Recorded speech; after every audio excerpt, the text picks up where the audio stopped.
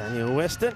Good length, that. Good length ball. Good to see the Grizzly bat being used as well. Yeah, it would be nice if we had a team sheet here. We could talk about some of these batters. So that's nice. He played. Whoa, get back. Could be a run out. Could be a run out here. It will be a run out. He's gone. Oh, he's been barbecued. He's been barbecued. Yes, that was always a run. And now Robbo's saying, hey, off with you. You've got to go. He's saying, I'm not going anywhere. Hang on a minute. He hasn't even gotten to face a ball. Yeah, well, that's some of our media crew out there, Spring Productions. And, oh, look, he's spreading a little bit of advice as well there. So that's what happens when you're a man from the Baltic States who sits and watches cricket about 12 hours a day. You learn a thing or two on the field. I can't believe this poor chap has been jettisoned without even facing a ball. Shouldn't have given him out there, I reckon. I reckon that was a dead ball for me. Anyway, you might as well appeal because he's got 60 seconds. He was out there for 2 minutes before he even started walking off. Rob's going to go nuts about them swapping bats on field. Could be another controversy here. Yeah, well, it's nice to see some of the Spring Productions out there. That was Martin's, I think, that was out there having a bit of fun. So, yeah, this is good. This is great. I mean, of course, it's always brilliant to get people involved in cricket, no matter what age you are. It's a sport for everybody. So some of these guys and girls playing for the first time. And another short ball digs it into the Cardamom pitch, and a little bit of bounce there, taking it over the top of the outstretched Grizzly bat. Yeah, a bit of demon bowling here around the wicket. Rob Kemming wearing a permanent smile on his face. To wide from Rob. Hey, what a lovely moment that was for Rob as well. Of course, he's getting the signal wide. He'll be retiring after this tournament. Stop it, you! After this tournament, and being surprised by his son and his wife that turned up as well. So that was lovely. Of course, always nice to see surprises here. Lovely, okay, nice shot. Lovely to see his wife. First runs on the board. Lovely lady. Puts up with a lot from Rob Kemming on a day-to-day basis, but great to see that she's out here enjoying the cricket and some hospitality in the VIP section. We see very proud of the big man getting that presentation as he keeps a close eye on proceedings here. Sir Rob, of course. He is a sir. You know what? I reckon Rob's itching to call a batter one short here if they go for a double at some stage.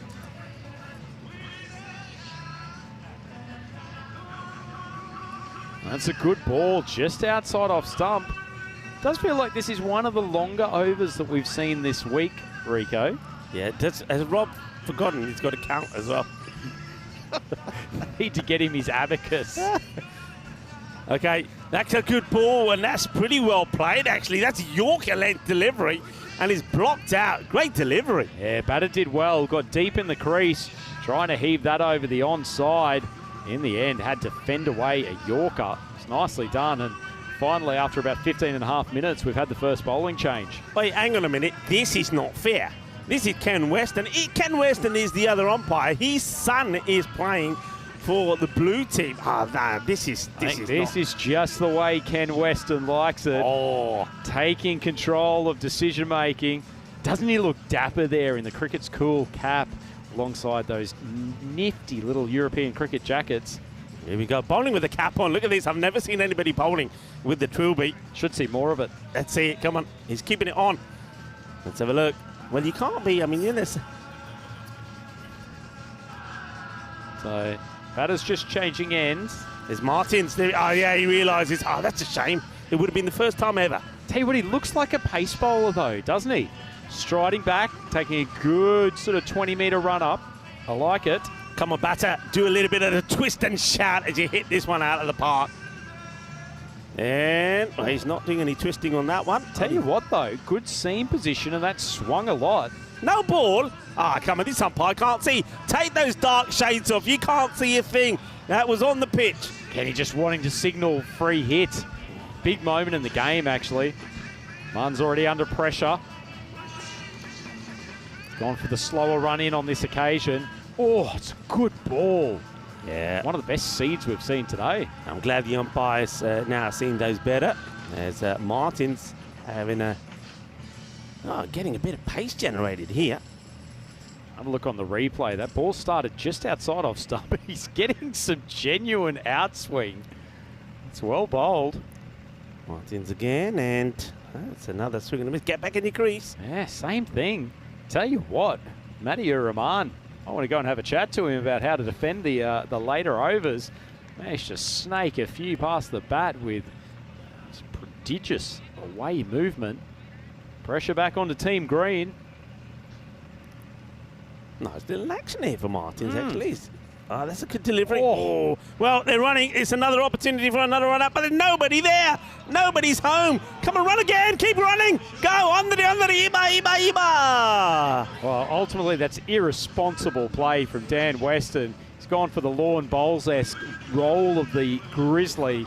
Completely missed, and fortunately, the throw was just too hot for anyone to back up. Yeah, remind me, if we ever go 10-pin bowling, we don't go on Dan Weston's team, okay? Because have a look at this. This is not good. He's missed the spare. Oh, that's terrible. Tell you what, fair play from the non-striker there. He is sprinting as soon as the ball's bowled. He's gone again.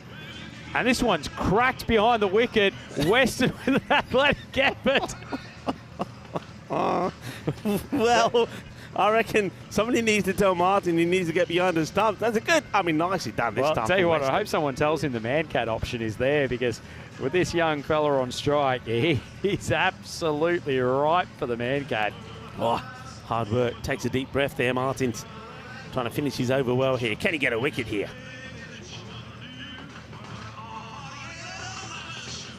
Oh, he's expecting the big appeal. Probably just pitched outside leg. Hey, what, man on strike wasn't so keen to change the strike over on that occasion. He's been... Sorry, it's cricket. I like this song, you know. Well, I tell you what, they've got blue suede shoes on, maybe the batter, or blue pads, blue pants. Bit of a tribute to the guys in blue. Maybe we'll have Kermit singing "It's Not Easy Being Green" when the green side take the ball. Yeah, there should be. That's actually good. Oh, this is going to be a no ball, I think. Oh, well, what's he signaling? No ball. Well done. Well, I'm glad that the umpires read the rule books.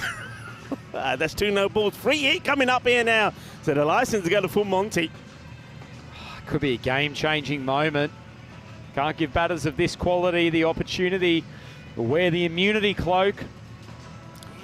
Look at the umpire. He's jiving while he's standing there, is Ken Weston. Oh, running. Oh, he's tripped over. Get up.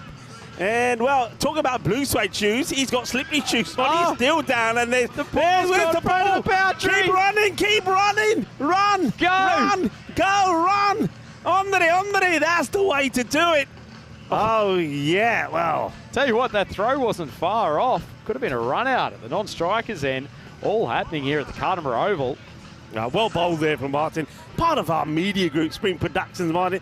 Bear in mind that these guys started not knowing a thing about cricket. They learnt the cricket, and how about that? Now Martin's there on the big screen playing cricket. Oh, come on, give him his cap back nicely. There's no point to frisbee it over. Thrown away with disdain. He's gone for the air swing.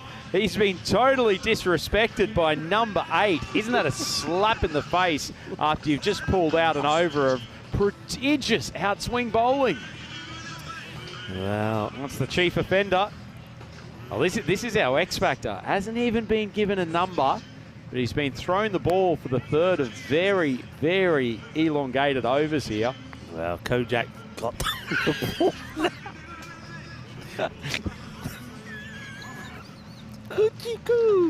Here we go. So, diving away to blue suede shoes as Kojak bowls. Not a bad delivery, but this could be another. Well, he's giving it a wide there, Sir Rob Cumming. He said, I'm just warming up. He said, I'm making my return. I'm making my comeback. Well, the long arm of the law at the umpire's spot up against America's foremost detective. Wasn't a bad start, actually. And, yeah, it's not a bad ball at all. Oh! Gear, and shut Maximo! Luggear! Bolle. Well, how about that for a strike? I've never seen the striker hit the Maximo and the non-striker celebrating. Have a look at this. Oh, what a shot this is. Beautiful strike. Got into great position. Once again, deep in the crease. Ball just sat up. And this young man, he's wearing number 1 for a reason. Could be the first draft pick when it comes to ECN cricket next year. Yeah, lovely hit, I've got to say. Anyway, here we go. Back to the action again. And it's a similar area. It's just, oh, gets it through the field. Nicely played. He's going to get 4. Well, 6 and 4 all together now. Hungry for more. Well, he's been watching Zulfikar in that previous game. Just finding the boundary with ease. Wasn't a bad ball, just maybe sat up in the pitch a touch. And the young man's hammered it out to deep square leg. Bit of pressure back on Team Blue.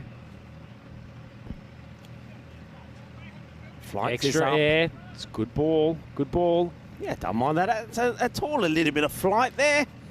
And, well, he's trying to deceive this young, sensational batter with a few variations, is Kojak. Tell you what, he's a canny operator, Kojak, isn't he? Mixing up his line and length. A little bit of air on that previous ball. It's almost like he's going for the balloon ball and just plucking out a pin halfway through, dropping on a spot. Yeah, harsh decision that time from Sir Rob Kemming. That was only just a whisker down the leg side. He's always been known as an aggressive umpire, Rob. Gets in disputes and spats with the players as he's trying to assert his authority. Good ball. Oh, smashed. Down the ground, and that's going to be 4 more. So really get the acceleration in here, and I get the feeling that this young man has been watching a little bit of Sikandar Zulfikar as he smashes that one down the ground. Well, a few questions for the skipper of Team Blue here at the moment. He's turned to Kojak for this 3rd over. Hasn't really delivered, and battle against one of the younger players in Team Green. Greens are all over it. It's going to be maybe another wide here, and well, Sir Rob is saying no, the batter moved a little bit too early. Yeah, it's a good call from Kemming. Hey, do you reckon we can put requests into the band? No, I should hope so. It seemed to be playing a lot of stuff out of my era at the moment, Rico, so wouldn't mind it. That one's correct. Oh, almost a stunning catch from number 3 down there at square leg. She moved very quickly to her left, and unfortunately the ball just died. Turned into a tough grab. Fantastic stop, and Kojak's over comes to an end, and I reckon he deserves the lollipop after that. Well bowled. And as it's the end of the over, and that was a pretty productive one. We saw a 6 and 2 fours. Good to see some flight. Still a little bit of breeze around, so the ball holding up in the atmosphere. And as we see, Rico, the light's just starting to take effect here at Cartamar Oval, so any skied catches won't be easy for the outfielders, but got some high-level players on display here, so I'm sure they'll deal with it with aplomb. Okay, here we go. And, he's just telling Rob where to stand there, I think. Just giving the experienced umpire some instruction about his position. Sorry, it's actually Ken back, the umpire. Oh, that is a fiery first-up delivery, and I think that's one of those new change-ups that we've seen a few times in the tournament, not only letting it go from probably about 4.5 metres behind the popping crease, but just that sort of little half throw, yep, there we go again. Yeah, I think Ken Weston's got his work cut out here. He calls that one a wide. I don't think it hit the pitch. I think Ken hasn't had a good look at that action, given it's being released from behind his left ear. Ken's been in the VIP section. He's had too many cocktails already. Now that's on the target. It's not bad. Not bad looking shot. Now the chase is on here. You know, the Grizzly is making his way to the rope, and well, one batter's running. The other, forget. Hey, somebody's going to get down the other end. Off you go. Andre, Iba, and meet. Oh, he does the rhino. He does the rhino. Oh, that, I thought you copyrighted that. Find your own trick, Dan Weston. Where's your original creativity? He also hasn't gone with his head to start with, which is disappointing, but either way, I think he's successfully affected the run out. That was just a comedy of errors. Look at this. Is it a bird? Is it a plane? No, it's a founder of a high-class venture cricket league. Dan Weston flying through. What is Maximo doing on the field? Oh no, we have a streaker. Oh, keep the cameras off him. Looks like the schoolboy guitarist from AC/DC. Oh no, get him out of there pretty quickly. Well, what's he going to bat with here? I can't believe he's trying to camouflage himself wearing that cap. We know it's you, Maximo. The red suit gives it away. And Maximo trying to bat with his 3rd leg at the moment because he hasn't come out there with a stick. And well, he's saying, come on, give me one while you're waiting for the batter to come out. And I don't think. Kenny Weston's having absolutely none of it, isn't he? Oh, hang on a minute. Let's go. Go on, hit him. And oh, Maximo! He's played the fine leg slap, and tell you what, he's actually probably hit a 4 here. He's gone for 4. Well, I suppose you can't. The thing is, it's signal 4, so yep. Get him off there. Get the streaker off. It's an interesting call. I'll tell you what, good to see he's got the hat on today. We don't want that Maximo head getting too much sun exposure here in Cardamom. New batter at the crease. Where's security? Somebody call security. Oh, he'd been off camera for at least 5 minutes, just wasn't taking it well. So that's a good delivery from number 12. He settled into a decent line and length here. Yeah. Interested to see what speed he'd bowl if he actually got within about 3 metres of the popping crease. I like the action here. Look at this. It's like he's there we go. Olympic shot putter. It's that very difficult to deal with in-swinging Yorker from wide of the crease. I like the way he cleverly follows the batter as well. See again, he follows him. Doesn't give him any room to play his shots. And now he's got to run. Oh, it could be another run out. How's that? I mean, does he change his line here at all, the batter, when he's running? Oh, the umpires have a word. He's signalling a wide here. Oh, I don't know, Ryan. What do you reckon? I don't know. I'll just like a reminder for anyone who's in the YouTube chat asking questions. This is not the final of ECC 2023. This is the HCL Software All-Star Game.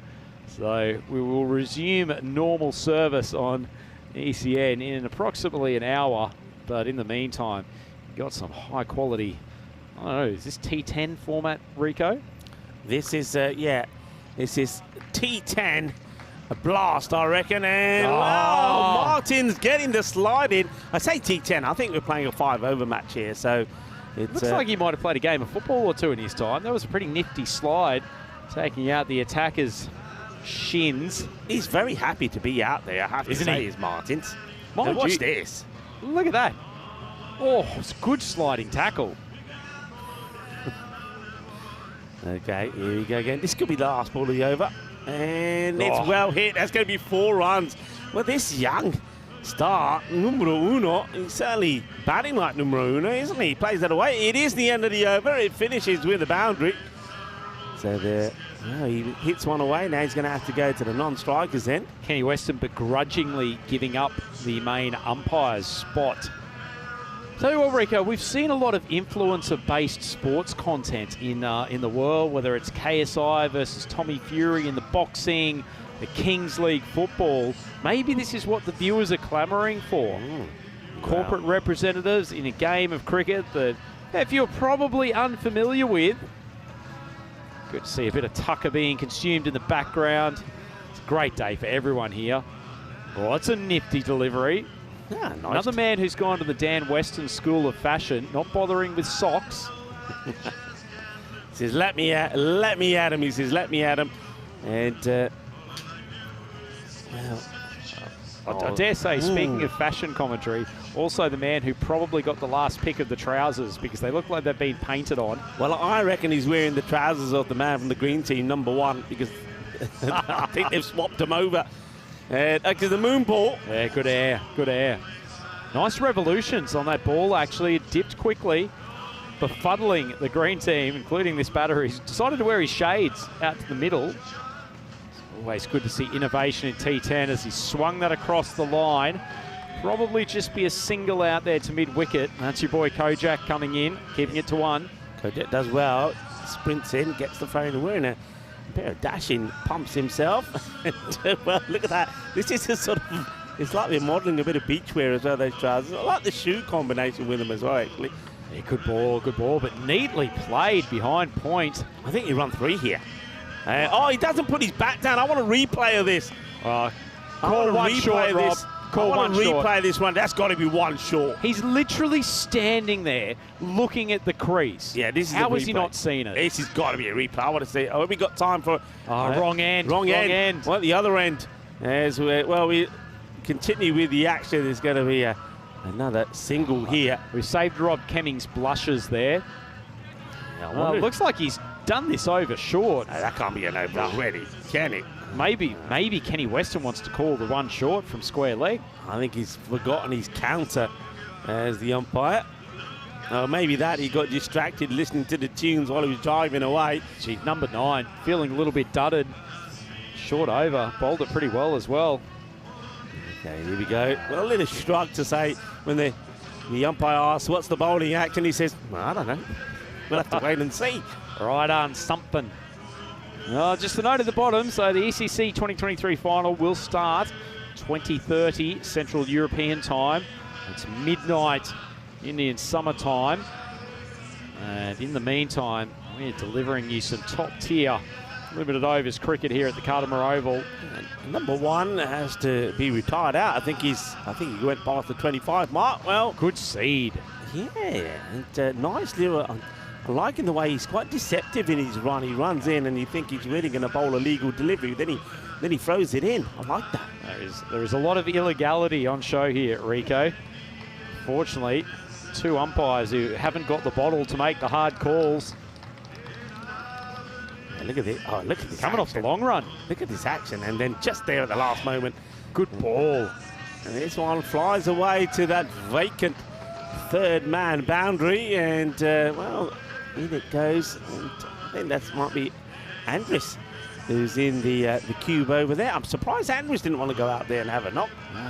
What happens? This danger of this speed bowling. Ball hits the outside edge, flies away. Surprisingly, Team Blue haven't gone for a third man down on the boundary. That's what most of the modern T10 teams are doing. Here we go. Comes in and a little bit short. That's a nice looking shot. That's going to be 4 more, you know. And again, in the acceleration in here, I think they must be coming up to the end of their innings here. Yeah, he's got a pretty tidy technique here, number 6. It's looked good already. Bit of a nod of confidence. Yeah. Lovely shot. Just a little bit of bottom hand coming in. Knew there was a big gap there behind square. I think this guy's played a bit, you know, Rhino. He looks like he's got a pretty decent stance. He's holding the bat pretty well. Going for the high backlift, like many modern players do. That's a gimme ball. Might have hit it straight down the throat of Martins, who's swiveled, and he's missed it. Martins, he's like a ballerina there, isn't he, as he tries to stop this one. Does a nice little twirl as well, but not able to stop the ball. We'll get a chance to look at this again. And Martins, he lets himself down, and Spring Productions down there, doesn't he? I get the feeling that Team Green is actually building to quite a nice total here. A little bit of a change up from the bowler, just dragged it wide. Tough call for the umpire, but Kenny Weston spread eagles the arms. Yeah, Ken Weston feeling the pressure that some of the match officials can get under when they're out there in these tense matches. It's not an easy job for them. They're making 1,000 calls a day. Skips forward. Oh, wow, this just drifts down the leg side. Yeah, it just gets sprayed, doesn't it, a little bit out of the way. So there you go. So this, I can tell you, here's Diego. So he has stats doing the bowling here. And Diego might have been on the verge for a call-up for the Spanish team for this final stage of the ECC.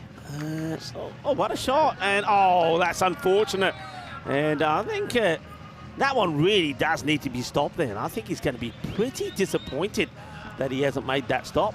Yeah, lovely shot. Struck through the offside, and that's Leo Dolan wielding the willow. He's played a couple of impressive strokes. Nice timer of the cricket ball. Yeah, that was a nice shot. Nicely played. So I think there's a bit of discussion here now whether this is the end of the innings or not. It looks like the green team are saying, hey, come on. Well, this is controversial. This is what happens when you have junior umpires out there, isn't it, Rico? You've got 2 inexperienced officials in the form of Sir Rob Kemming. Okay, it looks like maybe Kumar, after that misfield, says, give me the ball, I'm going to have a bowl here. So Rob sticks the arm out, trying to coat hanger him. Yeah, Kailan Kumar marks up. We should use his full title, Sir Rob Kemming. I've often claimed he's the world's second most favourite Sir after Sir Mix-a-Lot. That one's just swung by Dolan, straight down to Martins, and there's no run. Yeah, I don't believe they didn't run. Good field in there for Martins this time.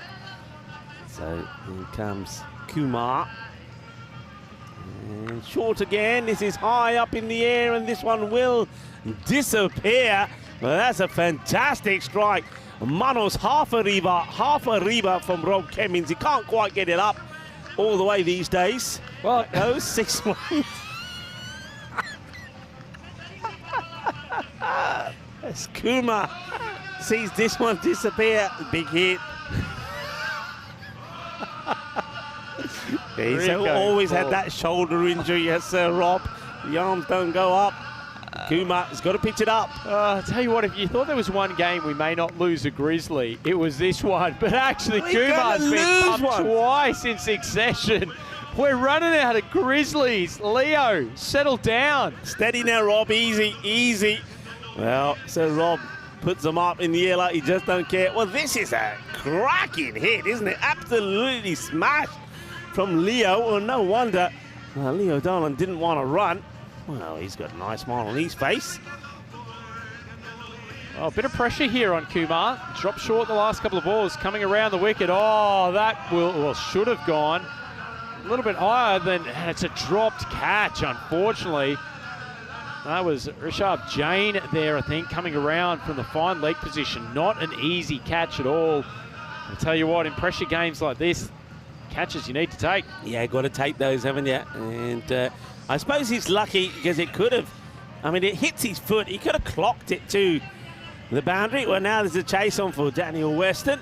He gets there and he's very quick to take the glove off as he gets the throw in. Of course, those of you that are joining in, remember that the final is coming up a little bit later, 8:30 local time. This is just a little bit of fun with some of the fans and some of the VIPs around the ground just getting involved into a nice friendly contest. Controversy here, Rico. Leo Dolan is getting replaced. So we have a quick look at our band from Zurich, who have been providing endless entertainment all day. Certainly some of mine, and I know your favourite tunes being pumped out. Yeah, I like it. I'm liking it, giving it some of that. You know what I can't believe? That there has been a microphone and a band up there for about 4 hours and Vinny Sandu has gone nowhere near it. If there was a piano up there, you can absolutely guarantee that he would be going up, tinkling the old ivories, just saying, can I just sing a tune with you? I thought, what's that James Cantor there? Look, mate, he's having a look, something going on there with the umpires. James Cantor's probably saying, I don't know, what does he want? Does he want a few more runs on the board here or what? Should we just make up a score that they've got from that first innings, Rico? How does sort of 72 sound? 72, yeah, that's about right, I reckon. 72. I reckon it's about 72. Let's not let facts get in the way of a good story. So there's a bit of a chase coming up for Team Blue. Team Green, very keen to get on the field. And I tell you what, when Dan Weston goes on out to bat, I suspect that the Kiwi firebrand James Cantor might take the pill. Well, I like that first. I mean, it's a warm-up delivery from the bowler there, and he hits a stump straight away. Was that Owen Kenny? Here he is again. Well, there's some of the senior players. And now it was a young man who was doing all the good work with the bat, is Aslan Kumar. And, well, father and son on opposite sides to each other. He's the son of Glenn Kumar, so the two Kumars will do battle. And, well, wouldn't it be interesting and quite fitting if his father is the man that comes to bat out first? But, yeah, just looking at young Kumar here, yeah, he's bowling very well. I think this could be an interesting little battle here. I'll tell you what, he's giving an indication to the captain that he's pretty keen to take the first over, so James Cantor is the skipper of this Team Green team, which is probably the reason that they're so efficiently on the field almost immediately after the changeover. Tactics being discussed there already. Look, before the batters come out. I wonder what they're saying here. What do you reckon the tactics could be here? I don't know. In this F5 cricket, the strategy. I lost it, Rico. I'm going to think back to your call before.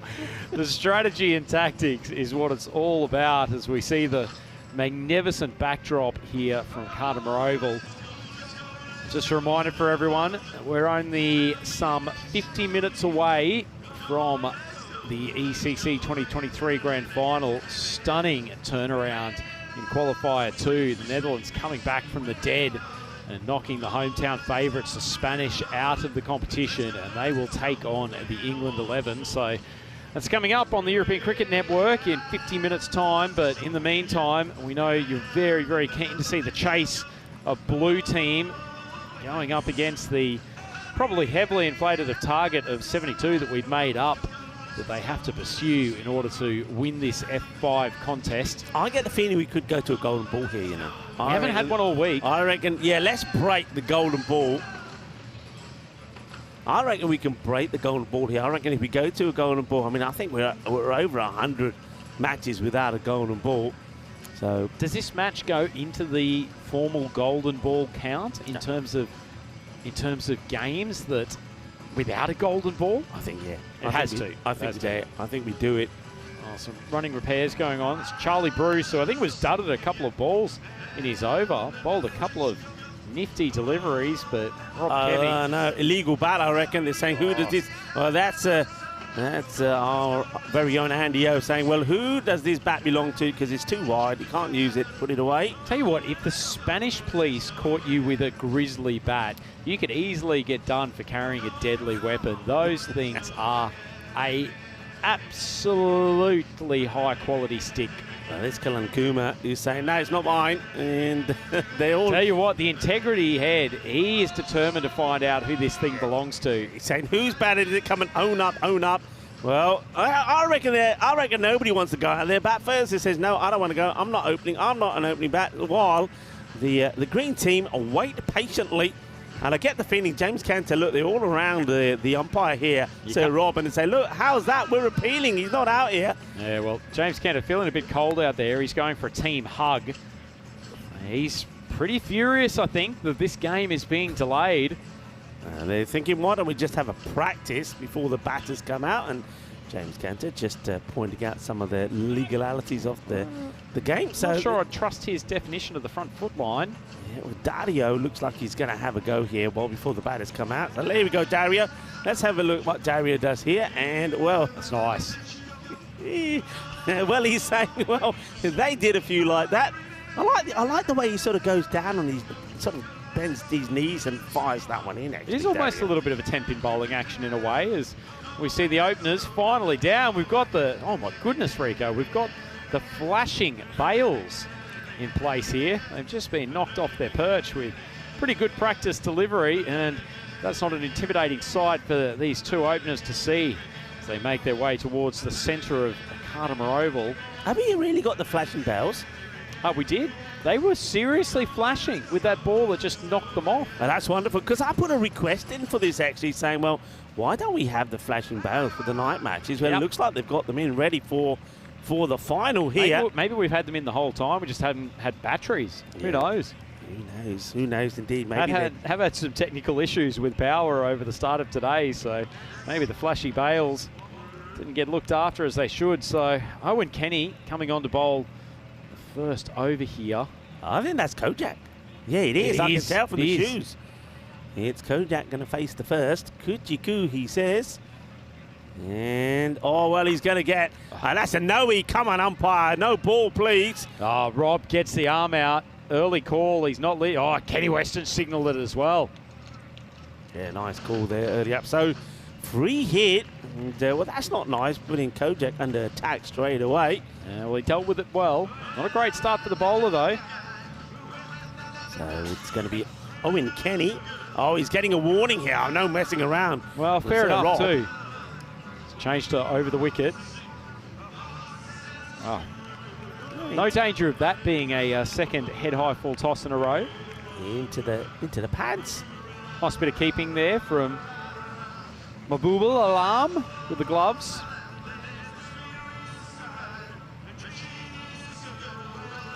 It's going to be no ball off the pitch. Just needs to get that arm to come over. Need to be a little bit straighter here. You're talking about Rob or the bowler?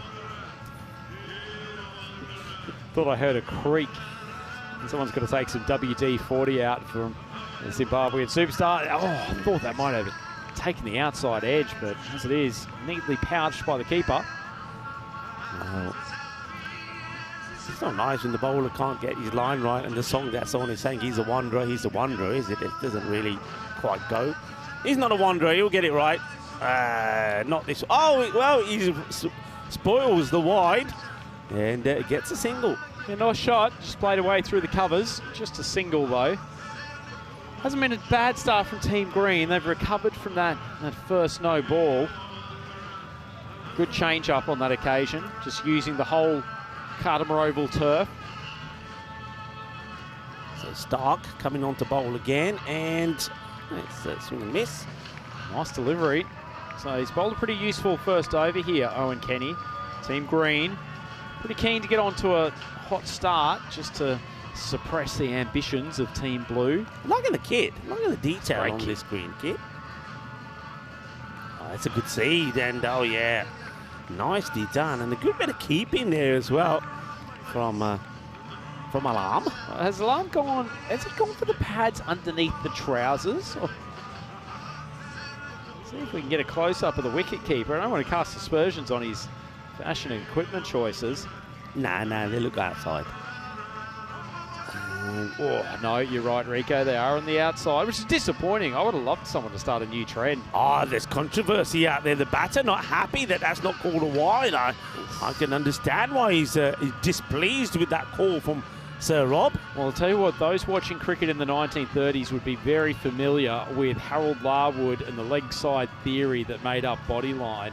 Get the feeling that first over was sort of starting to reenact scenes from that infamous tour. Oh, well, James Cantor there has no faith in Dario bowling. He literally snatches the ball out of his hands. I thought you were about to say he had no faith in his own bowling. He's walked straight across. I thought he was going to take up the attack. Well, he says, no, we're going to give this to Javier. So Javier Barada is going to have a ball. Known to turn the ball a fair bit. Could spin it on a piece of glass. Oh, round and round and round and round and round. It's not often you get a soundtrack that it works in well with a bowler, but that's elite DJing. Oh, there's those bells. Yeah, you're right. I just saw them now. Oh, I'm liking this. Yeah. All right, so we got the funky bells there as well. I suppose they're being tested out. Well, no expense spared here for the HCL Software All-Stars game. See if we leave them in for the final. Javier, what's the next soundtrack? Come on, what would be the next soundtrack? If you were the DJ, what would you put on now? Well, what would you request? I was about to say boom, boom, boom. Let me say, hey-oh, hey-oh. Let me hear you say no boom, contact. boom, boom, hey-yo. Yeah, good. If we were to request in for that, we could do with a bit of boom, boom, boom here. And that's nicely played. Good backing up.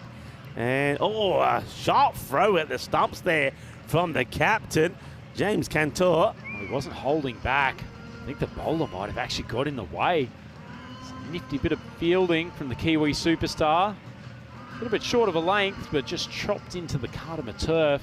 Oh, look at Anna that. swings around on his right-hand side as that one's just drifted down the leg.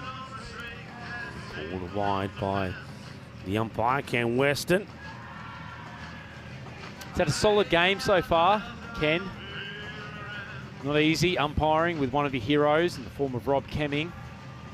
That's good ball. Yeah, puts a bit of extra zip into that one now. The chase is on, and, well, I don't know whether he slides or trips over his own laces, but it ends up being a dive, but nowhere near the ball, and then, well, the throw that's coming in has Aslam Kumar in danger. Let's have a look at this action again. And he's after it, but, well, watch out. And he goes about here. Well, Levi Crisp, I thought they were feeding people pretty well in the VIP zone, but he's clearly tried to eat a bit of the Cardimer turf. Well, It's good turf here, though, isn't it? So if you're going to have a nibble on some grass, here's probably the best place to do it. and, well, talking about grass, that was on the grass, and surprisingly enough, Ken Weston. Tell you what, says if we can that's get a shot, okay. Kenny, he looks a bit gangster, doesn't he? Wearing the dark shades, jacket open. It's a little bit Starsky and Hutch from the 80s. I was thinking more Top Gun. Oh, Maverick. And this is pretty well hit now. Got an opportunity, but, well, I tell you what, Crisps, he's all over the place at the moment because he runs past that one, doesn't pick it up, allows the batters to get a single. And let's have a look at this bit of action here again. So he's just runs past it, doesn't he? Doesn't get there. The end of the over, and reasonable start from both teams here. Batters getting retired, so the new pair coming out. Good flourish to the end of the innings. Looks like Martin's getting a promotion up to the second pair, which is good to see. Look how excited he is. Look, he's warming up. He's ready to go, is Martins. I think he was a bowled very well. He was good in the field as well. Looks like he's taking guard about half a metre outside leg stump. He's ready to go. Look at that. He says, I know what I'm doing. Takes his guard. Says, is that it? Is that about right? I love it that this guy's seen so much cricket now that he's imitating every aspect of it. Ken says, why are you asking me? You think I can see with these shades on? As this one goes nowhere. Well, Dario, he goes flying to the turf. He's coming in at speed. The bowling crease, not surprising. Still a little bit moist. The Cardimer Oval pitch. Oh, that's not a bad delivery. Oh, struck him. Worn that one on the gloves. Bit of extra pace. No wonder that James Cantor wanted to hold Dario back, because he knows that he's a pretty lively. But that's bat onto his own arm. Looking to launch. Looking to send this to the moon. And, well, he's going to have to settle for a single. Now he's going to have to run fast here. And, not a bad effort from Levi Crisp.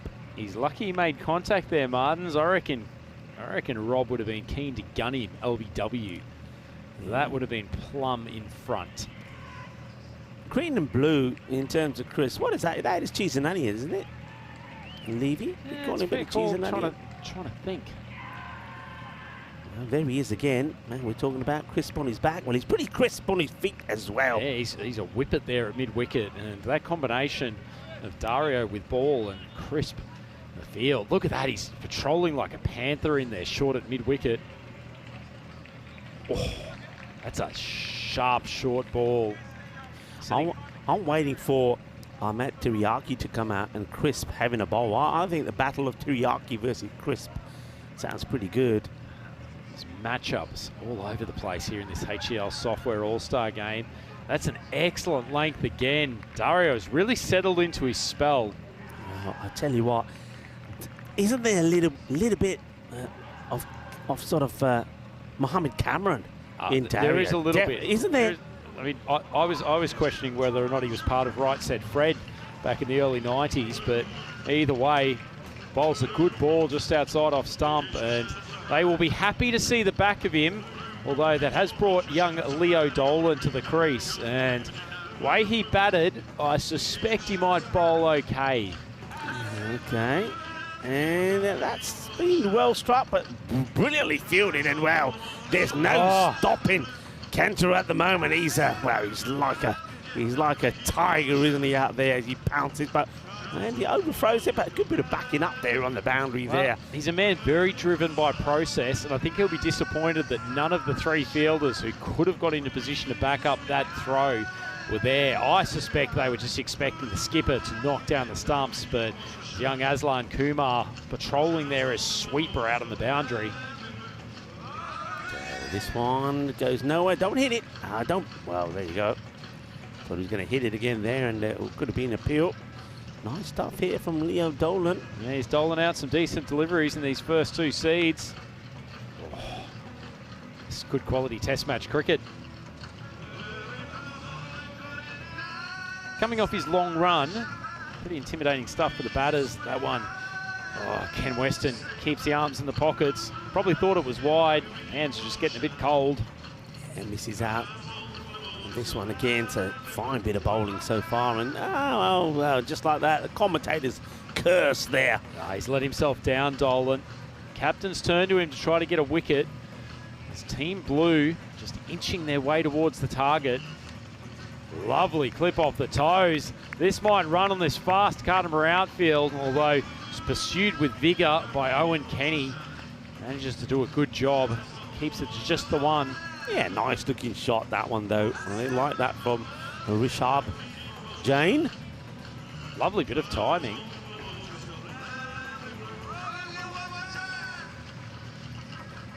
Yeah. Well left, shoulders, arms to a wide ball. Oh, controversy. Ken's thought about it for 35 seconds, finally decides to make the wide call. What? Seriously, what can he see out of those shades now? I mean, oh, no, there could be appeal here. Is there? Oh, the bowler doesn't appeal there, Ryan. I'm surprised Ken didn't gun him either way. Yeah, He's probably got his son in his earpiece just saying, come on, Dad, give him out. Get me out there for a bat. Yeah, well, speaking of, I mean, that's what we want to see. Daniel Weston coming out to have a bat and the umpire there. Let's see just how well things are in the family at the moment, because I'm waiting to see an appeal. Well, we might get that now. It looks like the batters are going to change round. And a new pair coming out there. Good little stint there from Rishabh Jain and Martins Feldmanis. There's still some power in the back end of this lineup, Rico, so have a feeling this ball could go this game could go down to the wire, and we might be in golden ball territory. I'm telling you, this has got golden ball written all over it. I know we've gone past 100 odd matches, but I think there's a golden ball coming up. And this man looks like he's ready for business. And nice to see we've got a left-hander out there now as well. And taking no risk either, got all the protection on. And he wants to take on the bowler, and oh, how about that? And it is Crisp who's doing the bowling here now. And, I reckon cheese and onion. Yeah, that's definitely cheese and onion colours for me. Oh, wow. Okay, wants to give himself a bit of room, does the new batter. Lovely shot. Stroke through the covers. Dolan picks up well, fires into the keeper, so he keeps it for one. Yeah, that's Diego Sijas, who does play a nice shot, you're right, and rotating the strike nicely. Look at him ready to go, look. Oh, Chris drags out like that. This is revolutionary stuff here, Rico. We've got the England team. I don't think they're training. I think they're actually getting some game secrets from the HCL software all-star game. I was about to say, there's a bit of a pitch invasion going on here now at the far side. Never quite seen this. It's like when you get locusts coming and chewing up a cricket field. England 11 just commandeered the back end of Cartermore Oval. Not sure why they can't go and train on the second oval immediately behind this ground. It might have something to do with there's no lights there. Oh, Rico, you're making excuses for them. Absolutely making excuses. Listen, you're right in a way. If our ball boys can be standing there and expect to catch them and stop them, why can't they? As this one just goes over. Oh, they want to take it on. There's going to be some buys here. Well, you think one of the English could get off their backsides and fire that ball in. Late reaction as the wicketkeeper was looking for a bit of support. Throw comes in and great running between the wickets. Number 14, Diego, has even decided to throw the bat in a relatively innovative way of making one's ground. Well, that Grizzly's got a mind of its own. And oh, that's well bowled. Get the feeling the one straight ball would do it here. And it's the end of another over, so well bowled. Got a pretty useful bowling attack, Team Green. And Diego trying to unleash the shackles by giving himself some room, stepping out to leg. He'll be back under the non-striker's end. It's good to have the left and right combination in here, Rico. Just giving the bowling team something to think about, but they've turned to Aslan Kumar to bowl this next over. Tell you what though, Rhino, I think the Netherlands and England, they're gonna have to go some to match up with what we've seen here. Oh, this is going to be a hard act to follow. We've really seen some quality bit of cricket from both these sides. Well, we've seen three fabulous games before this, but this is probably the absolute high point of my day, the HCL software all-star game. Is this Kumar versus Kumar, Rico? Is this Kumar versus Kumar? And is it? Well, it's not Kumar. Oh, well, it's gone for the reverse. Going for the reverse Malachi here. And there you go. You say there's got to be a wide. Yeah, it is. It's a battle of the Kumars. Well, you can do that in the backyard, but umpire Ken Weston, he won't be swayed by anything other than a back massage. Gives himself a bit of room, doesn't he? Fancies coming down the wicket with the keeper not quite standing up. So Kumar does get to the safe end because Aslan Kumar's been bowling some pretty decent deliveries. Well, what's happened here? Well, umpire Weston on the radio. I think he's trying to get a bit of cash put on the 8th race out at Walthamstow tonight. We got a new batter coming out. That over only lasted about 3 deliveries, I think. What's going on here? Oh, losing control. Come on, Tom Cruise, sort it out. Call them back to base. Okay, well, it looks like we are getting another batter coming out. He bowled really well, didn't he? So now, well, I think he needs to be... Yeah, that's a bit better over there. I know it's getting dark out there. Signalling his intentions. He's a bit close to hitting his own stumps here. I'll be a bit careful. Oh, overcommitted, the non-striker. Wide is called. It's a tough call from umpire Weston, but he's got most of his calls right tonight. Look at that stance. Oh, tries to go big. Tell you what, I don't think we would have found that Grizzly. He had to make contact. Yeah. Good bowling here from Owen, though. And yeah, good shot, good shot. Trying to change the strike. Kumar's alive to the opportunity. Throw comes in. Head in the hands. That's a missed opportunity. And somehow Oscar Bilgin survives. Nice shot straight down the ground. Yeah, Chris can't believe he doesn't hit the stumps. Oh, can't believe the batter's put his helmet straight behind the wickets, but see everything in this game. Yeah, he wants another wide. He's begging now. Nice. He's begging. He sold it to Ken. Yeah, he's begging. And, I can't believe Ken scored that wide, to be honest. Well, it's got even wider. What's behind the stumps there now? Is that... it's his helmet. It's his helmet. Is that Kuma's helmet? I think so. Well, Teriyaki better get a move on because he gets home now. Yeah, well, hang on. Is this one going? Well, you might need England to do a bit more fielding. Well, they're going to keep running here. Oh, this is magical cricket. Coming again. Have another. Go for 3. Oh, yeah. Well, how about this? And they were hoping that the England team warming up in the background would get this one in for them. It was not to be, and they just keep on running. Well, I've got to say, England have been disappointing in the field in this game so far.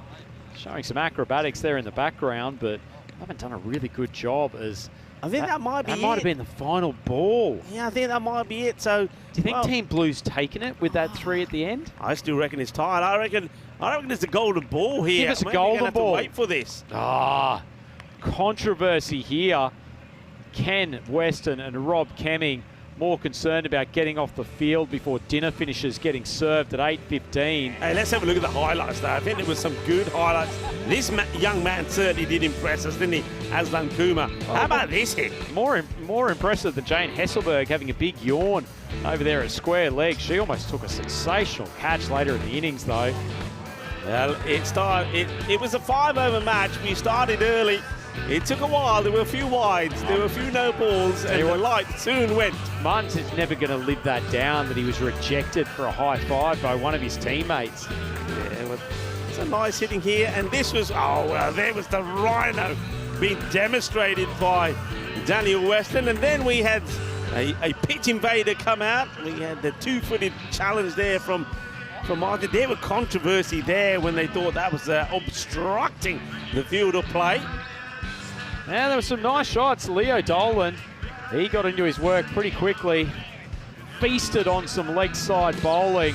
Martins, unfortunately, prefers to go the sliding stop. Not so good with his hands. Wouldn't have been a goalkeeper in his younger years. But Leo Dolan hit one of the biggest 6s we've seen today. Maximo. Yeah, that was a bit of grizzly action there. There's another one that disappears. And over those conifers, that was a big hit. And then, well, James Cantor knew the captain. He had to make some changes. He deployed Owen Kenny, who didn't bowl too bad at all. And then, well, this guy bowled some good ones, did Leo Dolan. And this was close, wasn't it? Chance of a run out. Well, James Cantor reliving his heroic days of German cricket TV with a shy at the stumps. Probably should have hit despite having 1.5 steps to aim for. Right, Levi Chris decided to chew on the Cardamom turf. Clearly not well fed enough in the VIP space. Then this last pair really broke the shackles. Some elevated shots. Cantor couldn't keep him out of the action. He was always there, wasn't he? He had the hot hands. Unfortunately, though, nifty little reverse from Chris. Yeah. Almost took the stumps down. This was a moment that could have changed the outcome of the game. Yeah, and this was Kumar who came in and, well, he was blazing pretty well, but he couldn't find the boundary, could he? Thanks to some sharp fielding there from Hasselberg And then at the end of all of that, the teams, well, they ended up with the scores tied, but decided who needs a golden ball. Let's just go back into the bar, courtesy of Victoria's Adressa, and have a few beers. I think undoubtedly cricket was the winner from the HCL Software All-Star Game, Rico.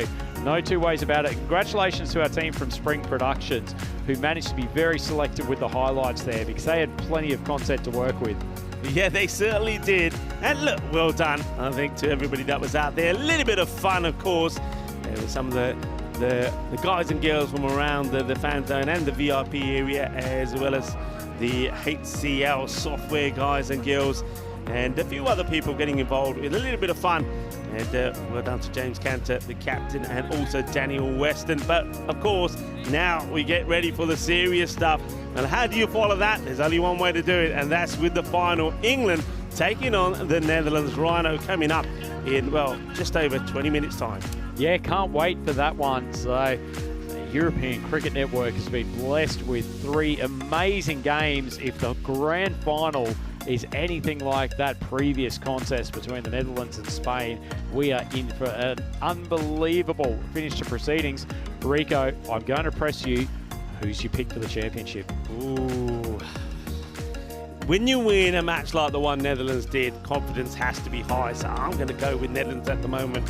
But can I just say, their performance was pretty impressive, but look at that from the moon back there from our media team, Spring Productions. What a shot that is. That is quite magnificent. Great work from Spring, and look, good work from Martins, who was out there playing some cricket as well. Well done, Martins. But the final coming up, folks, myself and Rhino, we're going to take a short break. Well, we need one because that was some exciting stuff there that we just saw. We need to calm our nerves and come back ready for the final, happening in about 20 minutes time. I know, Rhino, you're probably going to be hovering around in the fan zone yourself and, well, mingling and watching the action. What are your thoughts? Well, I think probably first thoughts, just try to calm Corey Rutgers down after what was a fairly traumatic experience for him in qualifier 2. Other than that, just looking forward to going and hanging out with the fans up there. There is a phenomenal crowd here at Cartermore Oval, and the atmosphere will be unbelievable for this last game. This last one, at the start of the day, I did actually say I thought the Netherlands 11 would take it. I felt that they had the most destructive bowling attack, but boy, they were pumped. At times in both of those first 2 games. Worries me a bit that the spin attack has not been particularly effective today, and this England team just feel like, in particular, their bowlers are in red-hot form. But the Dutch have managed to get through without their top order doing a huge amount in that last game. If they can fire and give Zulfikar and Bharat something to work with to come in the last 3 or 4 overs, they look very, very dangerous. So I'm going to stick with my original pick rather than being a bandwagon jumper and going to the England 11. Well, there you go. You heard the views of Rhino there. And Rhino, do enjoy the final. I know that we're going to enjoy it from here. And one request, make sure you get the old Spanish wave started. We'll be looking out for it when we look out for you in your dashing Peacock Friday shirt in time for this final. And just a quick note to you, Rico, because this is probably my last time on the microphone before I go and have 1 or 2 cheeky beverages. It's been an absolute pleasure sharing the commentary box with you at both week 1 and week 4. You're an absolute pro, along with Vinny and our boy Corey occasionally. Well, he's pro sometimes, but also very much thanks to the Spring Productions team who have done a fabulous job and are always a pleasure to work with. Feel like part of the family here, and it's such a treat to come out, and we have been privileged to witness some great games today. Wish you and Vinny all the best for the call of the final. I know you'll do a great job, and I know we'll have one hell of a T10 final. Thank you very much. You're too kind, and no doubt afterwards we shall all get together and maybe have a few bevies ourselves. So folks, going to leave you for around about 20 minutes, but we'll be right back for the start of the big one, the final of this Dream 11 European Cricket Championship.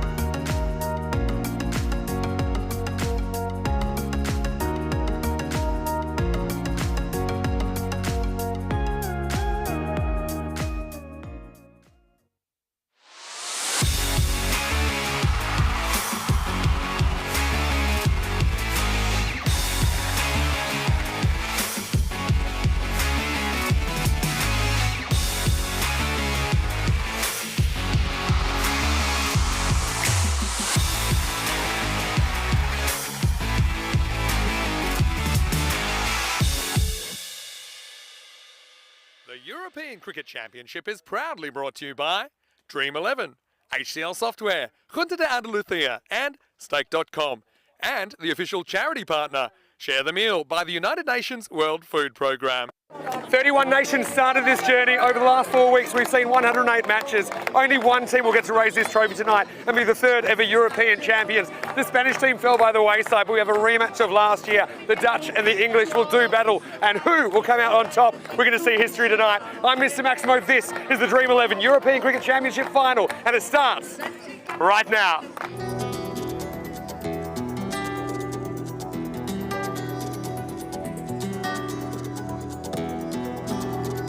Ven conmigo a cruzar su calle, a vivir su ambiente. Ven conmigo a vivir la vida intensamente. Conmigo ven, conmigo ven.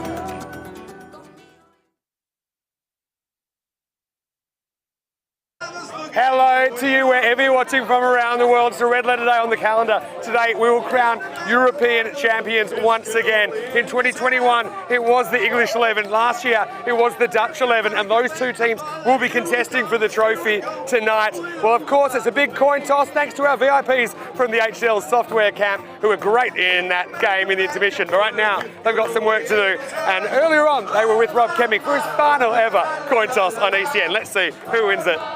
Okay, Netherlands, your call. European cricket. Dream 11. We'll bowl, please. England will bowl. From the toss of the English 11, they won the toss. They've elected to bowl, and as you can see here, it's quite a party atmosphere. I tell you what, the party was over for Spain earlier, wasn't it? What about those Dutch, the highest ever chase we've ever seen, and what a time to do it. But the English, think about them, they haven't really put a foot wrong, have they? But one of their missteps was losing to the Dutch earlier in the week, but they certainly put things right earlier today. So it's 1-1 for these two teams going into the final. Well, we're going to get ready for the anthems very, very shortly right now. Let's go up to Rico Full. Looking forward to being there with you soon, Rico. But the news from the toss in the final of ECC 23 is that the English team, they've won the toss and they'll bowl first. Let's give away this trophy. Hello, cricket lovers, and welcome. It is time for the big one. It is time for the final. After 108 matches, we are here at the Cardiff Oval to see who will be crowned the Kings of Europe. Same two teams that did battle last year do battle again.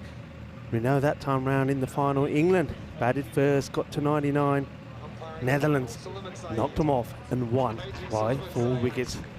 Who will be putting their hands on that trophy this time round? That's what it's all about. A lot of tension here. There's a Reino in the fan zone. And I've got to say, the crowd here have been absolutely fantastic. Never seen so many people here at the ground.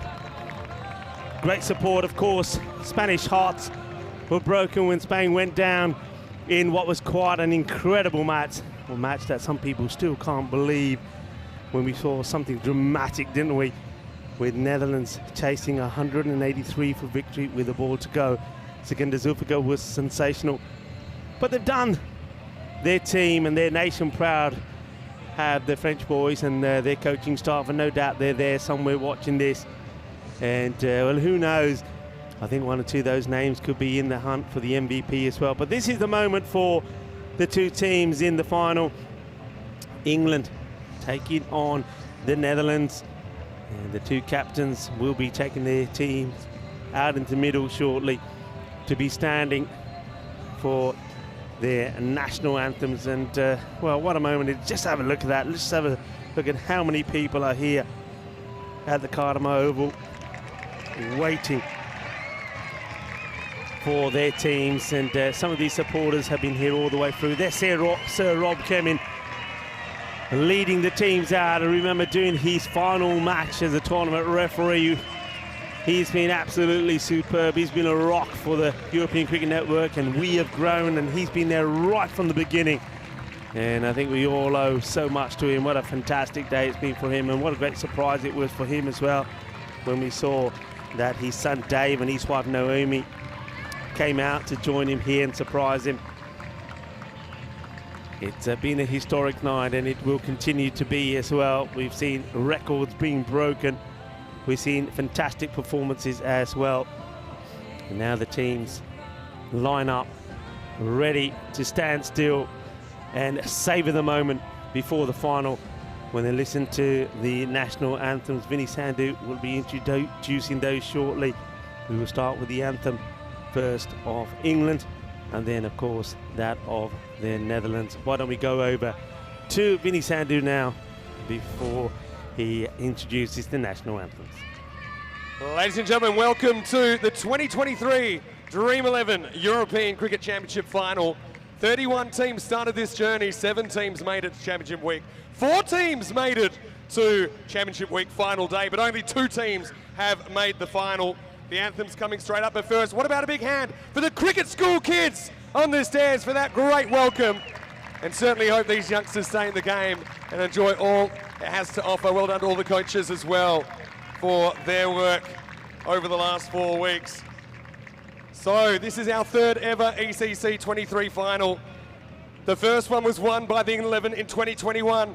Last year, it was the Netherlands 11 that were our 2nd ever champions, and one of these teams right now will be the 2nd team to hold the trophy aloft for the 2nd time. Now, please, ladies and gentlemen, if you could please be standing for the national anthem of England.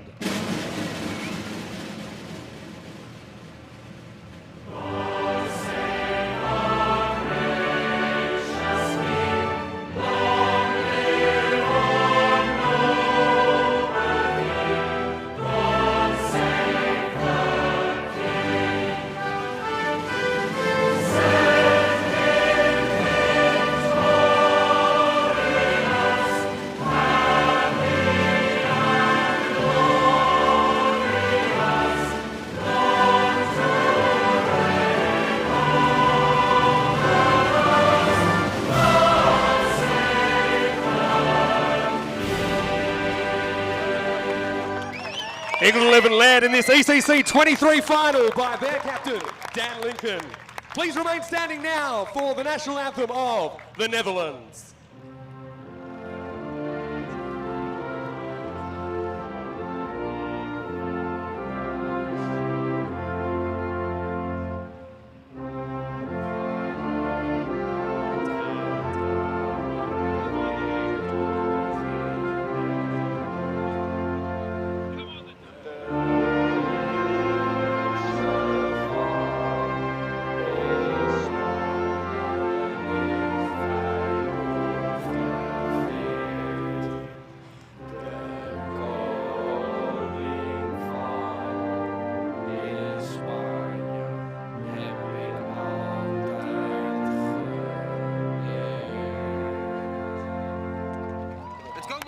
The Netherlands 11, captained by Sebastian Praat. These 2 teams, they played twice this week. It's 1 to England, 1 to the Netherlands. This will be the decider. Now let's make some noise and get ready for the European Cricket Championship Final 2023. Yes, let's make some noise indeed. Let's get ready for the battle of bat versus ball for the final time here in the Dream 11 European Cricket Championships. It is time for the final. Just want to say a huge thank you to everybody that's been involved.